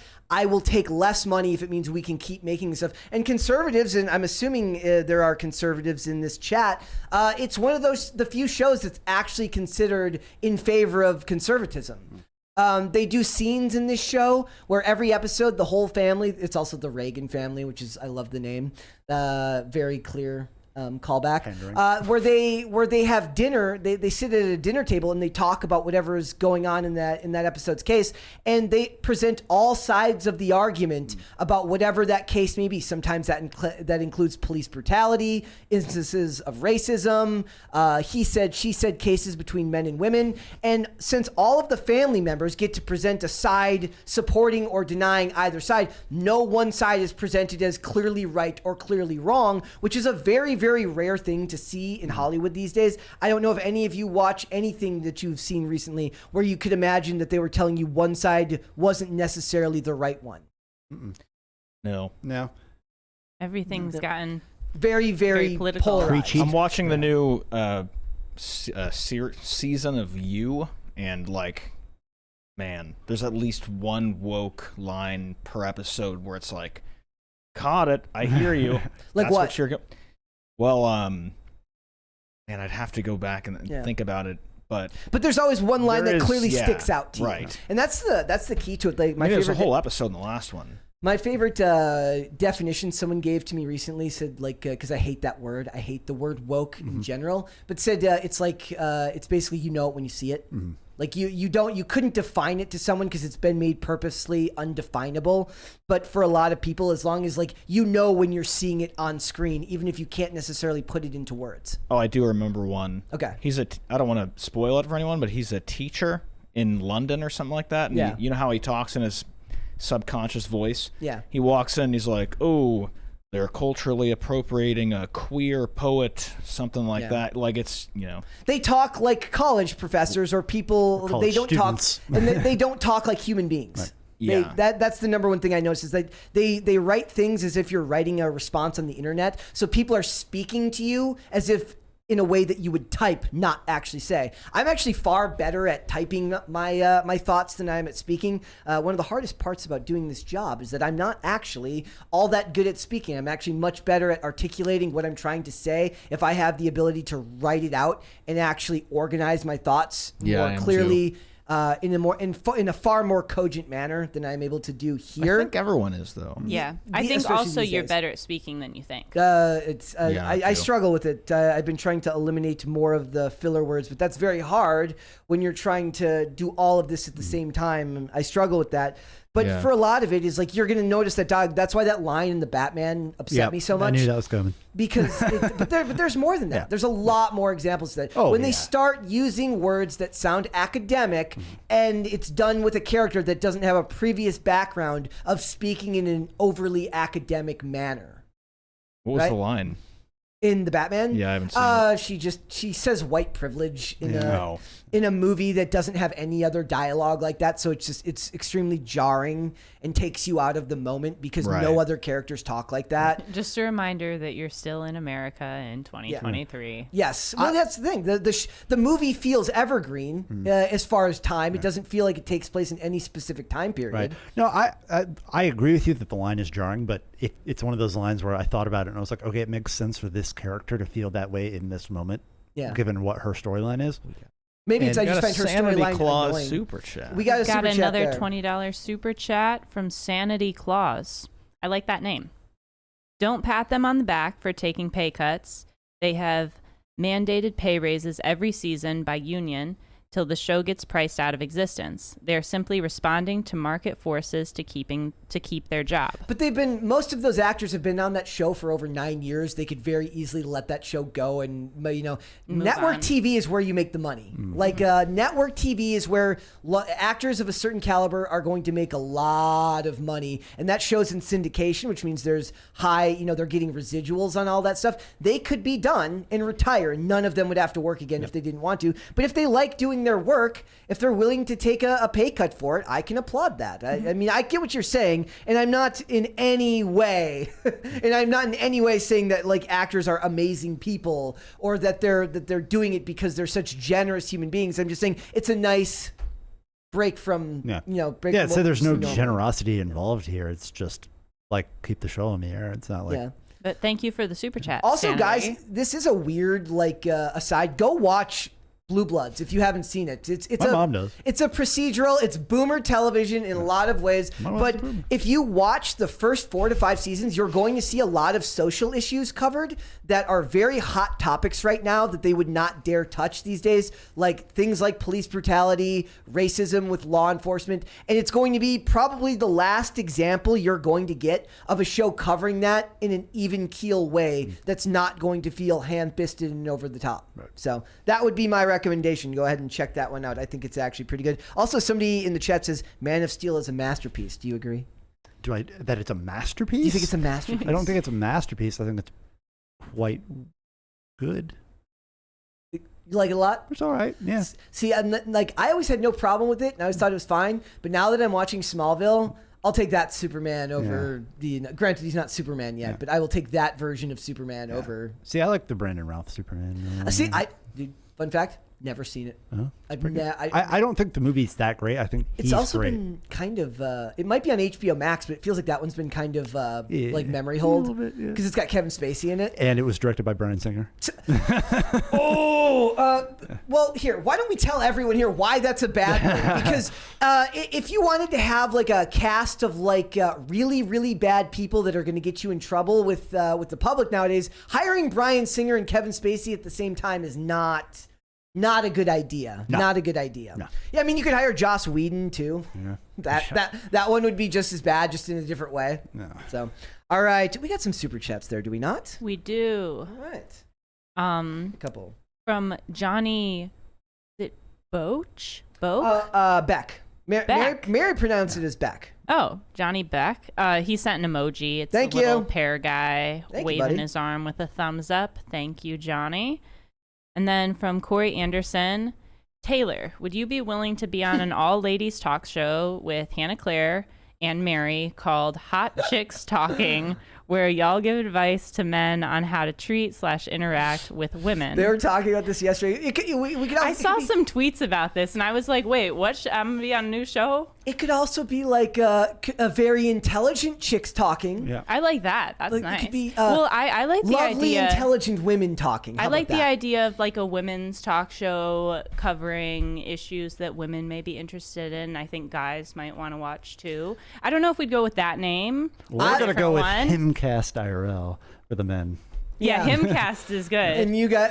Does that make them she cast? No, Then do we have make your own name? Quit Is picking there back off a ours. them cast that we have as well? They have Himcast. Yeah. we'll have to brainstorm about a name, but Dude, a ladies talk show would be cool. No lie. Maybe the hardest part is the name. It's so hard to come up with a what name. I've noticed is when you're trying to think of a name for Yeah. anything, you can't just like think and have it come to you. It Yeah. has to naturally just Yeah. decide that it's going to approach itself upon you. The right view. Somebody says in the chat. That's good. That's good.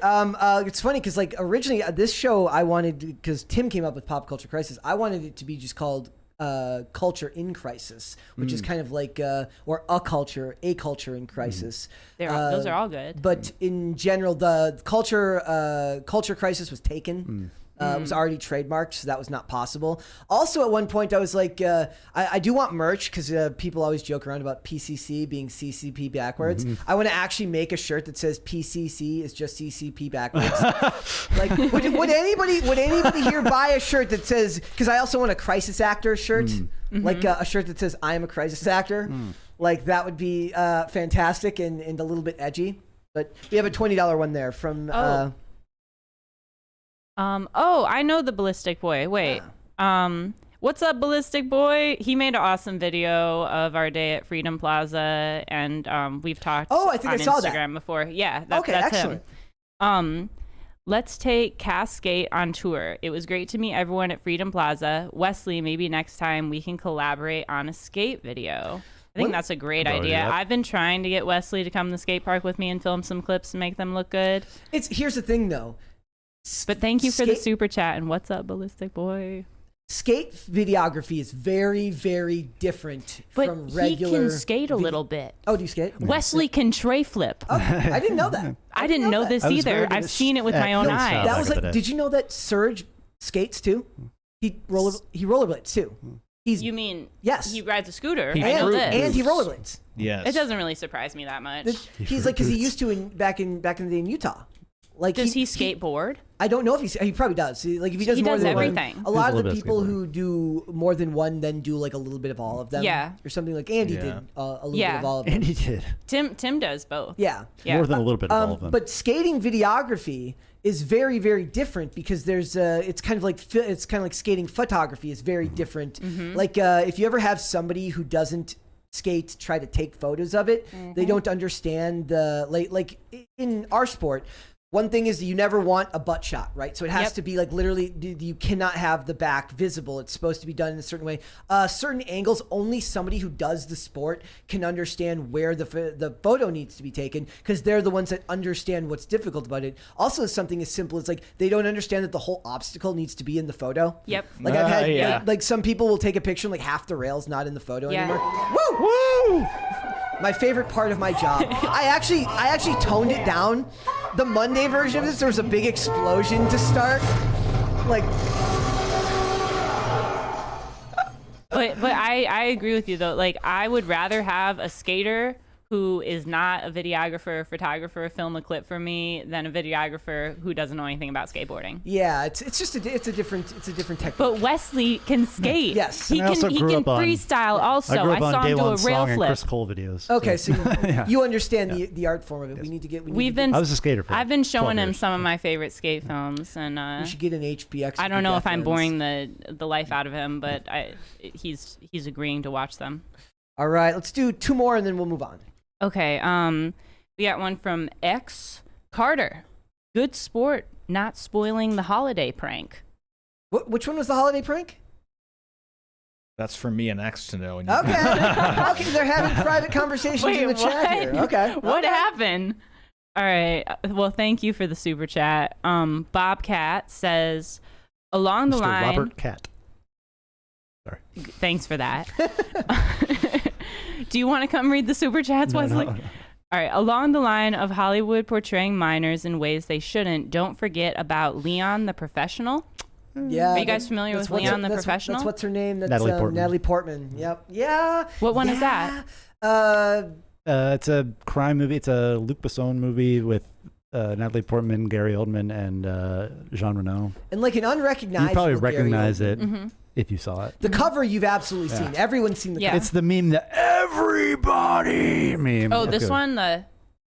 Was I've she never making seen that it. face? That's a different does it Natalie look Portman like? meme. No, it's a Gary Oldman. It's a picture of the guy with Oh. the beanie and the glasses. You'd recognize the picture. Yeah. if you Gary saw it. Oldman. Gary Oldman, yes. All right, we're going to move Wayne on and we will Mothman. come back, ladies and gentlemen. This is a crazy story. I don't want to spend a bunch of time on this. I actually want to talk about Whoopi Goldberg at the end just a little bit just for fun. But yes. Okay, guys, this is a story about a Russian actor who tried to do very, very bad things. He tried to end his own life while on stage during a theater production.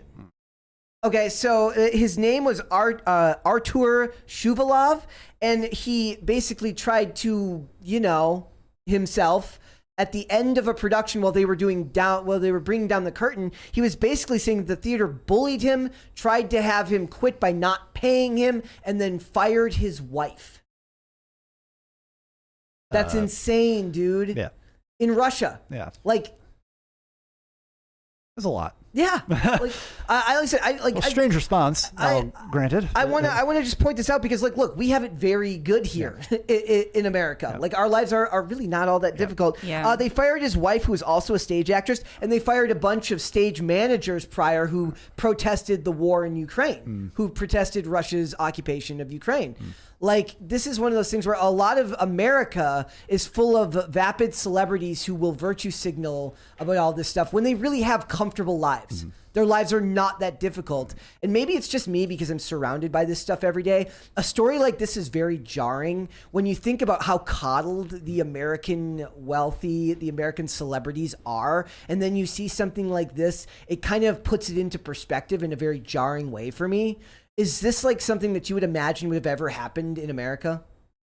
Not in this particular context, but I've. There is the one actor that, like, there's a long history of like celebrity activism. There's like the one dude from Succession who glued his hands to a Starbucks counter to protest soy milk or to protest vegan milk or something like that. Weird. Like, I just see stuff like this and it just reminds me how lucky we are to live where we are and to not have so much given to us so freely, to be so blessed as we are, when it feels like most of all Hollywood does is complain. I don't know. I thought to myself, if this is part of a performance, could anybody have thought that was like part of a fake performance and not known that it was really happening? Yeah. Like, I don't know if, like, the crowd seemed shocked. So they understood what was going on. Somebody in the chat says, "Tell that to Julian Assange." You're not wrong there. You're not wrong there. Like, look, the average. Oh, we got a $20 one right there that's coming through right now. Give it a sec. I think it's coming up. Got it? Oh, do we get a 20? Yep. Corey Anderson. Oh, here we go. Corey Anderson. Hot chicks talking, I say in jest. I am in my 40s male and believe I have learned all I can about men. Learning from women as a man seems like an untapped resource for men and can only result in good things. Thoughts? Listen to the women in your life. Yep. But yeah, maybe a women's show would be cool. Who would? What would be if we were to do that? If they were to do that, what would you want to talk about first? What 2 things would you want to talk about first? Masculinity is not bad. Yeah. Masculinity is good. Yeah. Like, women want masculine men. I talked about that. We We talked about that on IRL the other night when I mentioned that like doctors were starting to treat masculinity as a problem for kids. Like therapists are starting to treat traditional masculinity as something that boys should be ashamed of. Yeah, and you said 2 things. Yes. So bring me to the next thing. Yes. Which tradition isn't bad. And if you're looking for things like a family and a wife, then think about that when you're choosing a partner.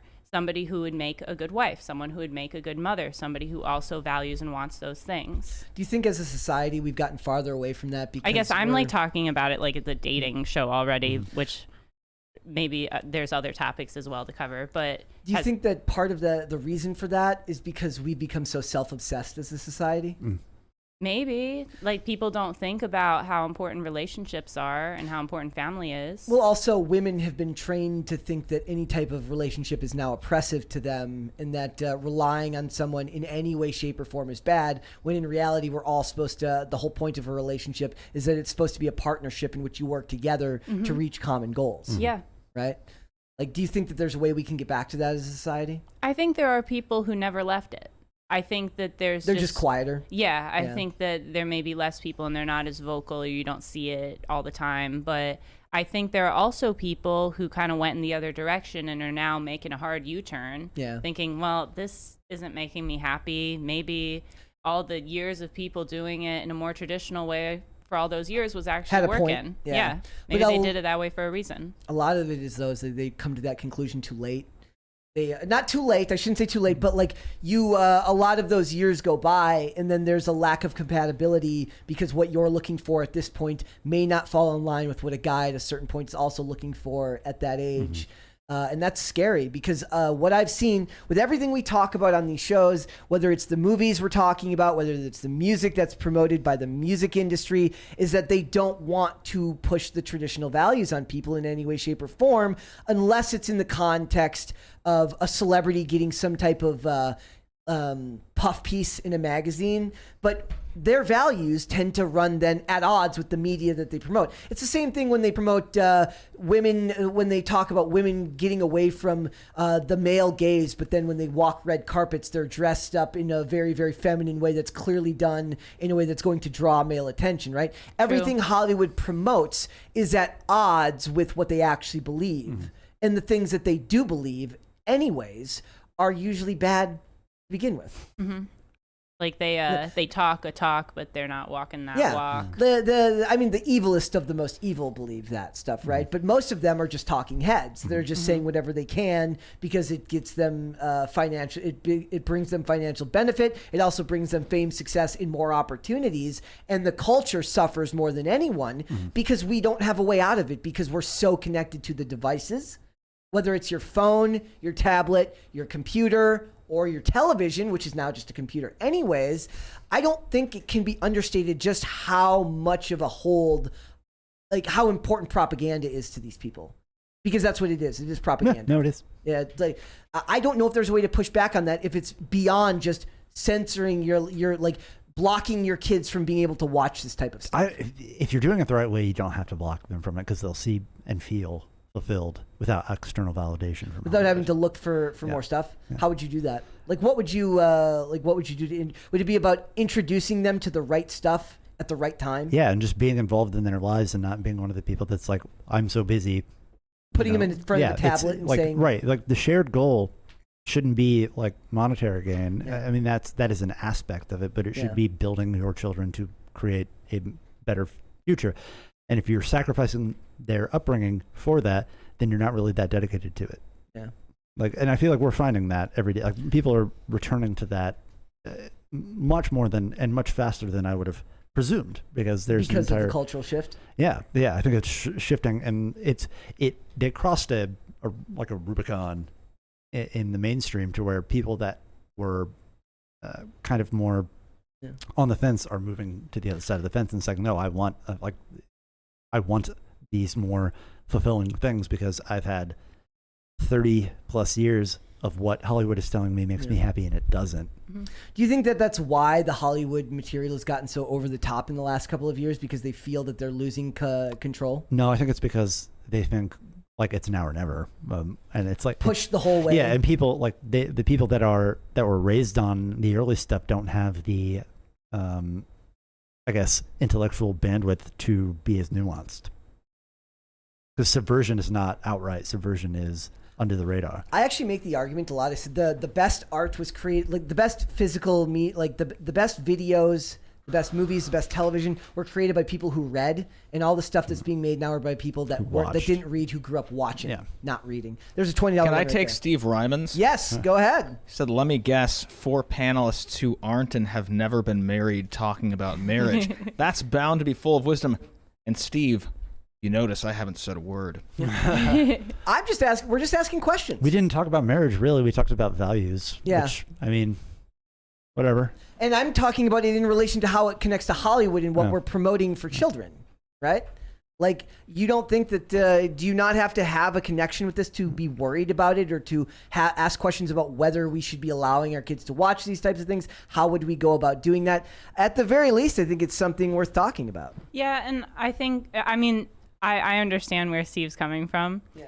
But also, like, I want to be married, and these are things that I think about with that being a goal in mind for my life.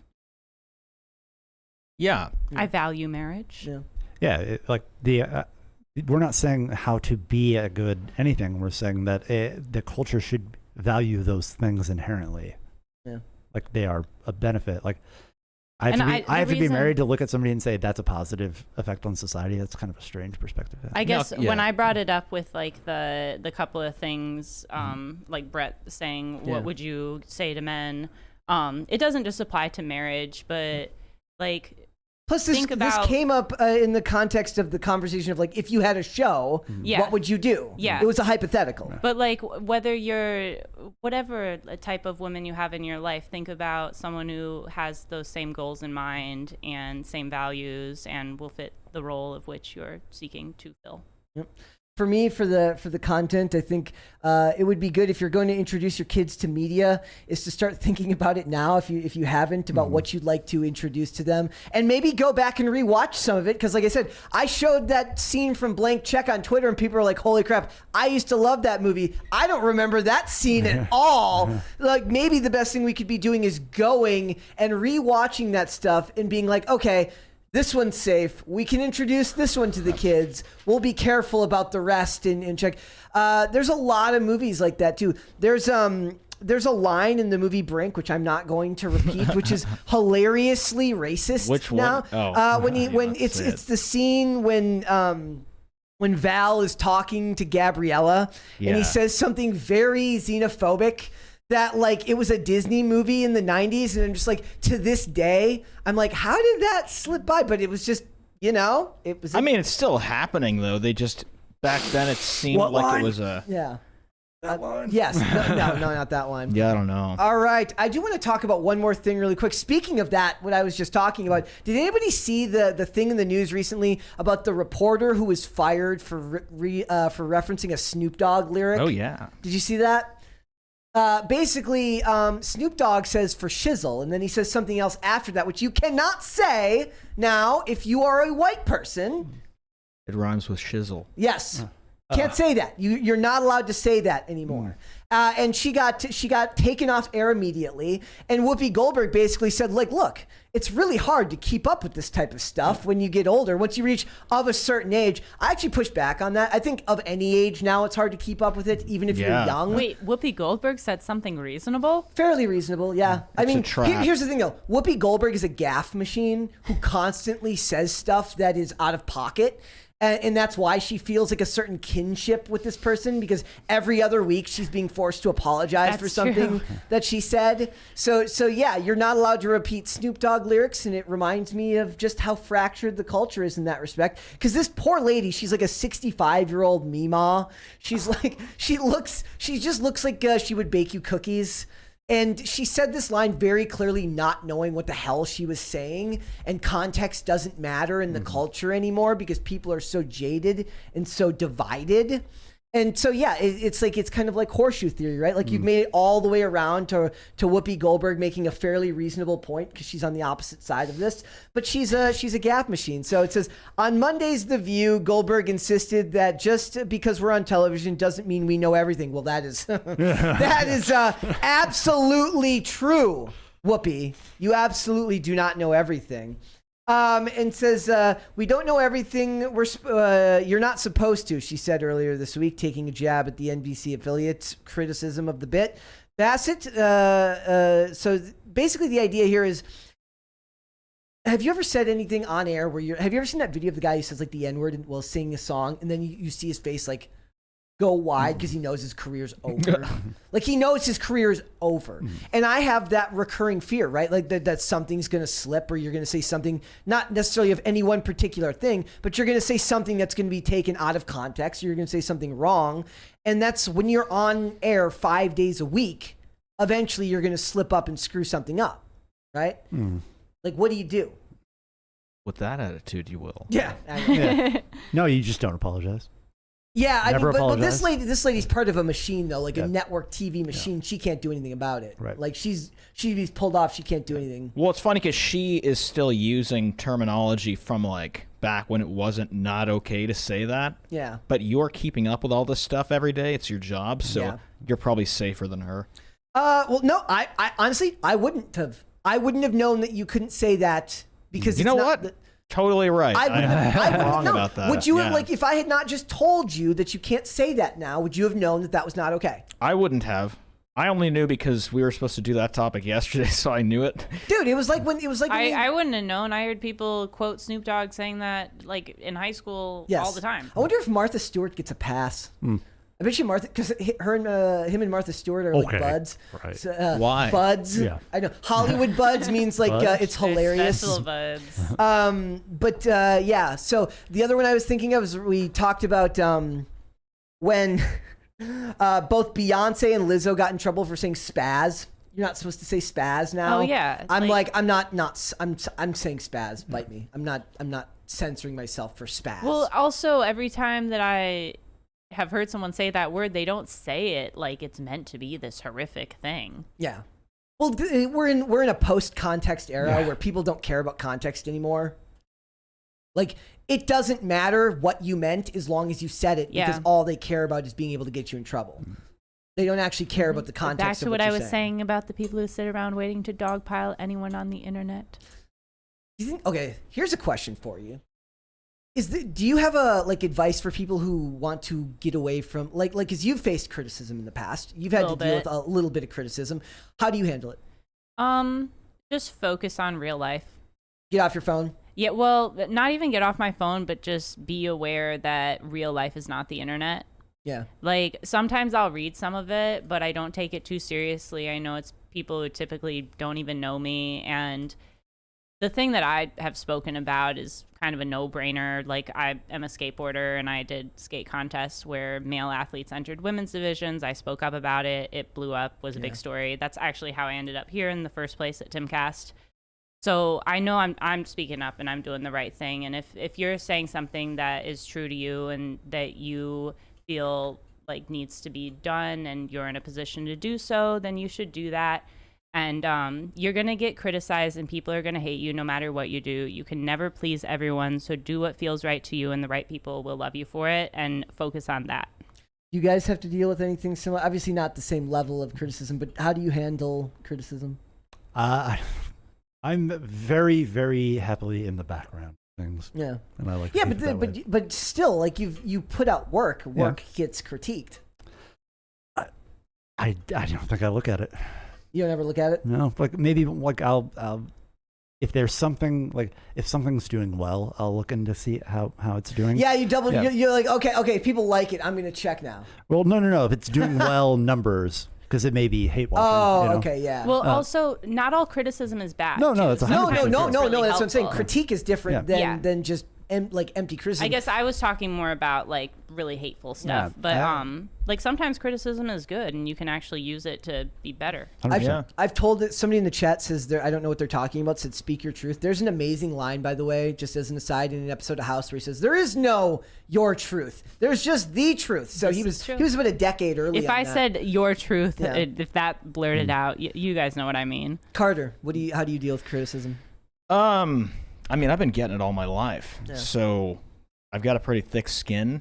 When I first started doing stuff that, you know, thousands and tens of thousands and hundreds of thousands of people were seeing and commenting on, I wouldn't read the comments at all. Yeah.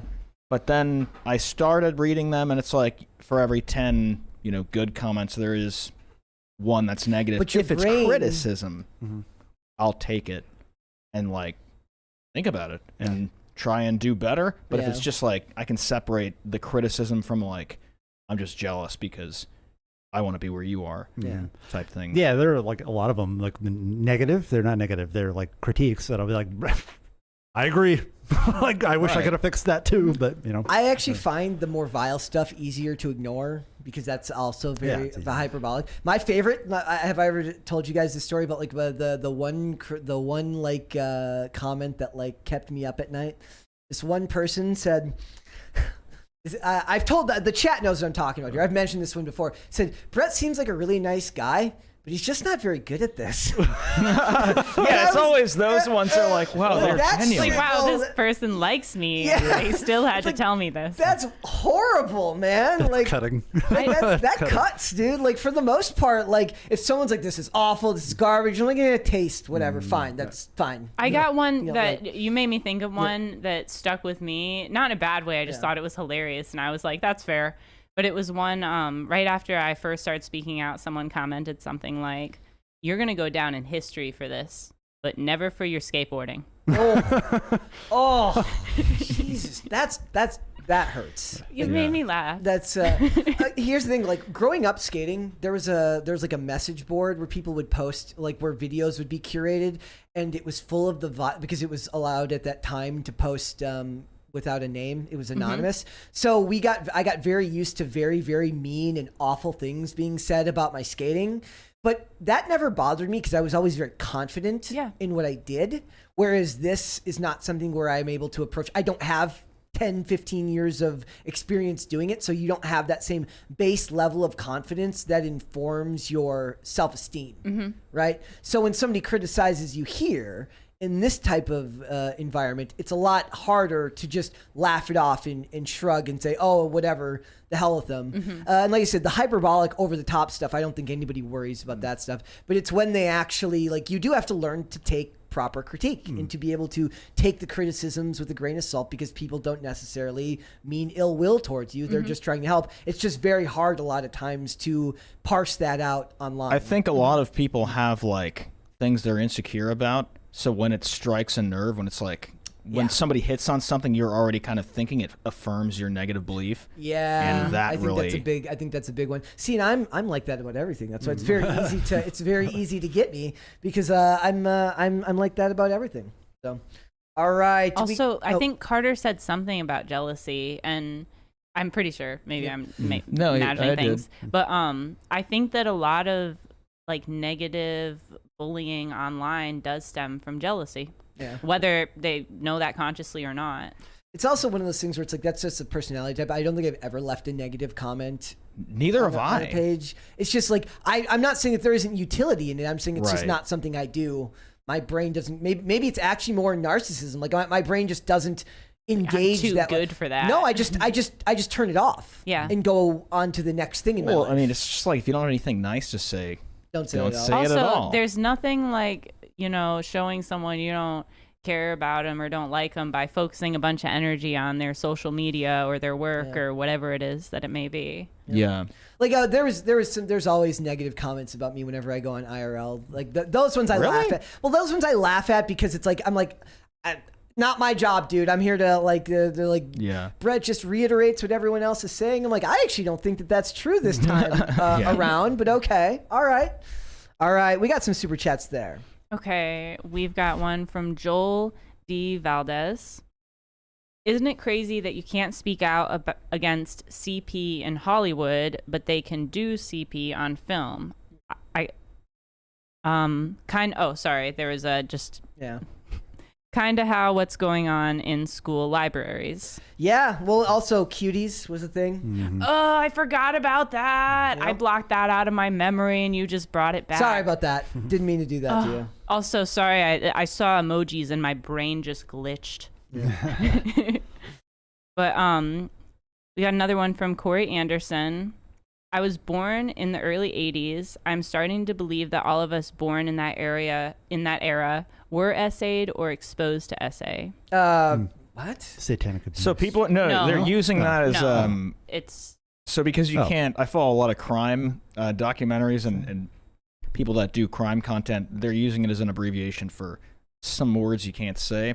No, I know, I know what they're abbreviating, but they're saying that everyone's been a victim of it. I don't think 80s. everyone. I know what words you're saying now. Okay, I'm glad that I In Minnesota, SA felt dumb stood for a second. Super America, which was a gas station that everyone went to. We've back all in- been exposed to Super In my America. head, I heard SRA. like okay, so what he's saying that like all of us born in that era were either exposed to it. I don't know if that's true. He may be exaggerating a bit. Okay, all right, a little bit. But thank you for the super chat. Yeah. Like I don't know if he's talking about abuse or assault. I don't know if those words are. I think they're synonymous. No, I don't think those are the same thing. No, but that's actually a good point. I don't know either. Ooh, creepy. Well, anyway, another super chat from Bobcat. I think this is referring to the high-waisted pants. It's a fashion conspiracy. They're moving the belt line up until your belt doubles as a necklace. It's a fashionspiracy. Why would they And do that? high-waisted pants. It's from the high-waisted pants industrial complex, and Maybe they're the working funniest to. thing that I've heard in a while. They're working to get also like people wear less belts with high-waisted pants, right? Maybe it's I think anti. belts have gone out in general. I wear belts. I wear every day. belts with Every dude. day. My outfits are not complete Guys without like a fucking belt. like wearing. You guys are the jeans- exception. Wearing We are exceptional. That is true. men That's wearing not what I said. jeans without belts. Yeah, it looks weird without a belt. Right? To me. To be fair, It's 3-1. I don't really like belts. They bother me. Well, sucks. I need to find a belt that I like. But we got another super chat from. I don't know if we got one from. Yeah, we did. Another one from Gordon Shumway. Kelly Ripa is virtue signaling. Regis had been in the talk show business since the 50s. He has leverage to demand. Kelly was a newcomer. Pretty sure Regis didn't have an office with Carson in the 50s. Yeah, that's the big part of all of these is like people pay their dues and then get what's coming to them. She got what was coming to her eventually. It's just that when Regis finally got it, he didn't make some comment about like it took me 20 years to get this and that. Paying your dues is actually considered an important part It's a point of pride of that industry, right? Okay, another one from Sanity Claus. Don't pat them on the back for taking pay cuts. Oh, I'm already sorry, read that was one. the $20 one. From X, you use cogent in a sentence. You're good, Brent.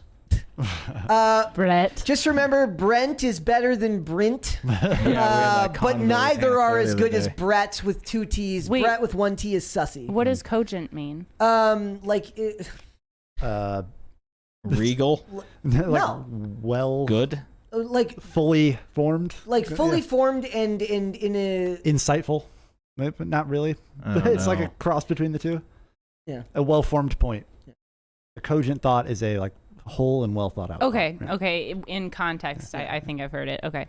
Brewmaster Monk says, what celebrity would you guys like to see make a killer punk album? I'm thinking Britney Spears. A killer punk album. Actually, we got a $20 one, so Right. that would give everybody a chance to think about that one. Okay. Let me wait for this one to pop up. It's I don't from have to Gary think. Thomas. I don't know why mine's Is it being not- a little slow. Do you want me to read it? Go ahead. Oh, you Hi, see it? all.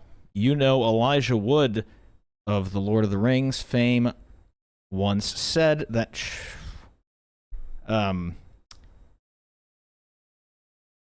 Got it? child predators were very common while he was a child star. Luckily, his parents always kept him close to them.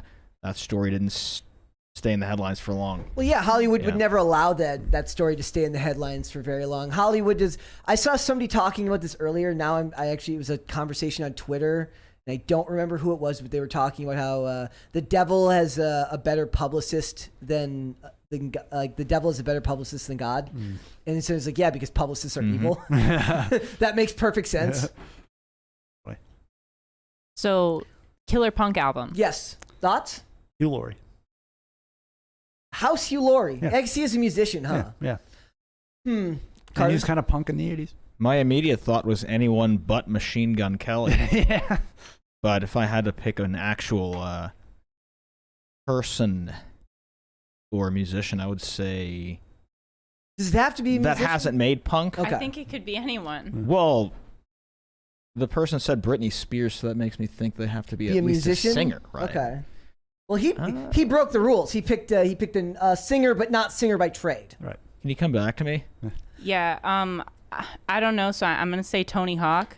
I think he's done some performing. I'm gonna say That could be Whoopi an Goldberg. interesting one. Whoopi Goldberg. We'll have got it. Whoopi Goldberg make a punk album, and hopefully she won't slur at all. But that brings me to our next super chat. Wayward Sewell says, search for Animal Chin, classic skate masterpiece. Yes, the PAL videos are awesome. I'm a big fan of Ban This and Propaganda. And Wesley, that is added to your list of things to watch. There you go. Noted. All right. Next. Tacty Platty. Nice. All y'all are dope. Carter, check your Facebook group. I you checked. still use Facebook?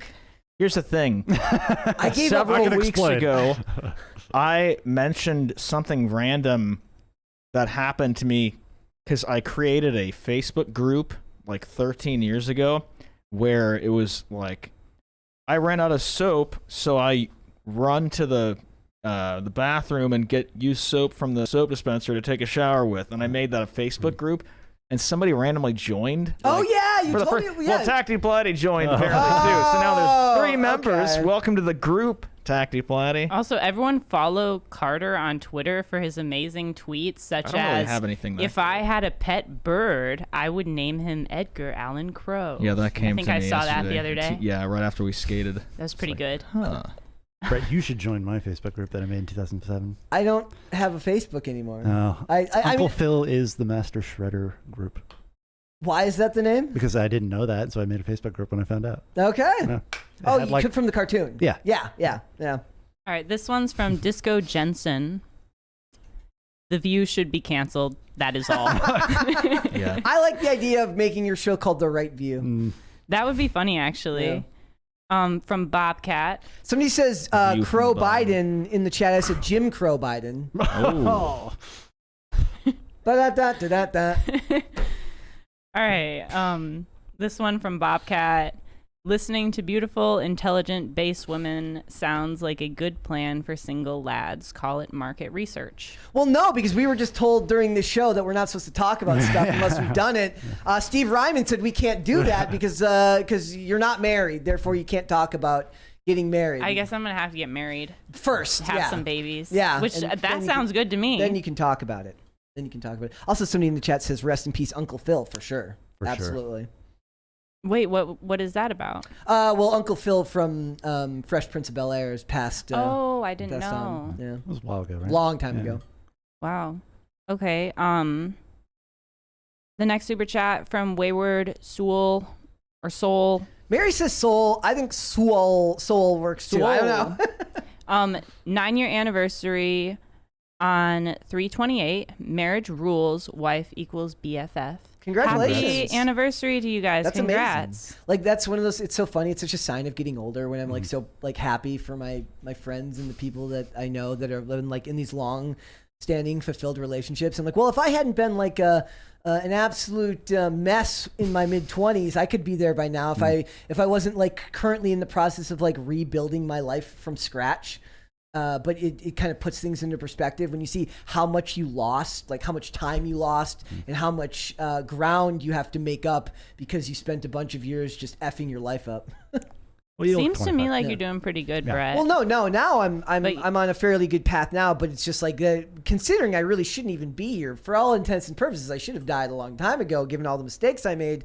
It does fill you with the sense of kind of joy to see the people that were able to, figure out what they wanted, do it for me. Oh! And this is my fulfillment. I get to scare everyone. with my It gives you some hope, though, Yes. for sure. And we're very grateful that you're still here. Yes. Everyone go watch The Mask. It's amazing. It is like, and by the way, some of the CGI still holds up to this day. True. Very, very It's well. 'cause, they did it like animation style. Yep. Oh. We're going to watch it right after I thought they used a real Animal Chin. mask.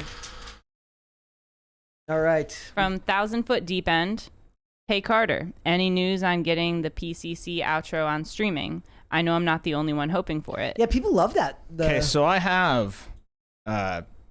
haven't forgotten about it, and I did watch a little bit of the chat. I did write it for PCC. It was actually originally only like 30 seconds, and then Brett's like, hey, can you make me like a minute version? So I amended it the day we shot Bright Eyes, actually, and made it like a minute. Yeah. I mean, it could go forever. Yeah. If you guys want it to be like 10 minutes, maybe I could do that. I still got to figure out where to put that stuff. You should make like a 10-minute version, and just like right in the very middle, it's just you and Phil screaming "Crisis Party" really loud. It just scares the crap out of everyone. Yeah. Hyde screams in the middle of it. Could probably blend them in. Call it like pop culture crisis surprise, and then we just like don't know where the scream is going to be the first time you listen to it. That's a good idea. I mean, you could look at the WAV file, but Yeah, but the people watching on YouTube aren't going to do that. that's true. It's not going to happen. They'll see the most watched. Yeah. So Shane H. Wilder says, let the haters hate. You've been great on IRL, Brett. I actually have I like it because I don't have to do any of like the host. Like, I'm not responsible for the conversation. So it's actually, when you're not pushing buttons, when you're not is switching cameras, pushing buttons, checking notes, and doing everything that Tim and Serge have to do, it's a lot easier to like form your thoughts and stay on topic and stay on point. Like, a lot of times, anytime I've been able to do IRL, I actually feel like I would love for the ability to speak as well on here as I can on there, because I just have the ability to gather my thoughts and present them in a more, even keel manner. So. Without the distraction. Yeah, well, without everything else that's going on here. So. Bobcat says, who would make a killer punk album? Alec Baldwin. That is true. I mean, I think he'd make a better gangster rap album. That's just me. Like, I would prefer to maybe the best was all of the memes that came out of, like, it kind of shows the decline of our culture. I did actually point out, I said, one thing that gave me pause about everything that's happened in the past week is that nobody even bothered pretending to do the whole, like, let's not talk about this because it's in bad form to talk about everything that's happening right now with in Nashville. Like, nobody even bothered to stop and pretend like they weren't going to try and use it to their benefit politically. And for a lot of that, like, that gives me pause. But the same thing happened with Alec Baldwin. Memes came out immediately, even though somebody had died. Yeah. That's sad. Yeah, it is. Yeah. Shane H. Wilder says, also, belts are easy. Just match brown with brown. Oh, I never do that. My belts don't match. If I do try. If you and have a match long it. shirt, who if cares? if I wear black pants, well, the other thing about that is then, like, if you wear belts, that actually ruins the shirts because they get like the edges catch on the shirt and it gets cut. But Yeah, that's true. like, if I'm wearing black pants, the belts have to be a different color. I don't like black on black belts. Sorry. Or What? The next super chat is from DD Mega. Yeah, it's DD Mega Doodoo 97. That's a real thing. He's a regular. Hello. DD Mega Doodoo 97 says, it's also a great comment. The Jordan B. Peterson punk album is what the world needs. Man. That would be I saw that. I was going to agree. There'd be a song called Sorry Not Hot. Yeah. Like that. Sorry. Smash or pass. Yeah, that would be the whole thing. Thank Like- you for that, Like DD Mega he could have a Doodoo. song called "You Are Not Beautiful." Like, and it's just a Not. video full of fat people. Yeah. Like Jordan Peterson hating on fat people. Clean your room. Yeah, like that would be amazing. Steve Ryman says, nobody listens to or obeys me, Brett. Don't be the first. Don't take my comments as attacks. Nothing personal. Wouldn't watch otherwise. Perfect. I will take your comments seriously. I take any and all comments Yeah, seriously. we appreciate We were just the talking comments about and the that, super actually. chats. It's so funny. Yeah, we do. All right, guys. Thank you so much for joining us today. Before we go, could you hit the like button on this video? Could you subscribe to this channel if you have not done so already? It helps us greatly when you do that. Carter, my friend, thank you so much. Let everyone know where they can find you. Absolutely. Actually, we just got a $20 one. Sorry, you're being your outro is being interrupted. That's okay. Okay, from Thousand Foot Deep End. 1, Brett, your recent IRL appearances have been great. Nice to see you in a more relaxed setting, not having to run a show. 2, Taylor, high-waisted pants are normal pants. That is all. 3, Carter, please make it as long as you can. They want the long version of that song, my friend. All right. Right. And I won't cheat Thanks by for the making it a super loop. chat. Carter, let everyone know they can find you. At Carter Banks, except for Instagram, which is Carter Banks 4L. But honestly, if you just go to YouTube at Carter Banks, would like to start building that. Perfect, man. Taylor. I am on Twitter at TM Silverman, or you can follow me on Instagram at Taylor May Silverman. And lately, people have been trying to make accounts pretending to be me. So look out for those. The only account that is me is at Taylor May Silverman. There are no underscores or extra letters or missing letters. So if it looks suspicious, it is. Between you and Hannah Claire having the account They're after problems, me now. They're all out to get you. Wesley, where can they find you? You can find me on Twitter at Wesley Roth and on Instagram at WARoth00 and on Castcast. We've got some interesting stuff coming up. Very interesting. I would encourage you to watch the upcoming episodes for the next few weeks. It'll be weird. All right. It's always weird at Cast Castle. That's a fantastic pitch right there. I liked it. Guys, if you want to follow me, you can follow me on Instagram and Twitter at Brett Dasovic on both. This show can be so negative sometimes. There's so much bad stuff in the news. Come follow me for positivity on the internet. That's what it's all about, right? This show is here Monday through Friday, 3 p.m. Eastern Standard Time. That is noon Pacific. If you'd like to listen rather than watch, we're on Amazon Music, Apple Podcasts, Pandora, and Spotify. And if you'd like to follow the show on social media, you'll have to wait for those links because we just got one more super chat. It is a $2 one from Bobcat that says, wait, Taylor didn't sell me Bitcoin. No Bitcoin sales, Taylor. That wasn't me. No, it wasn't you. It's like Don't click the link. no crypto scams from us, guys.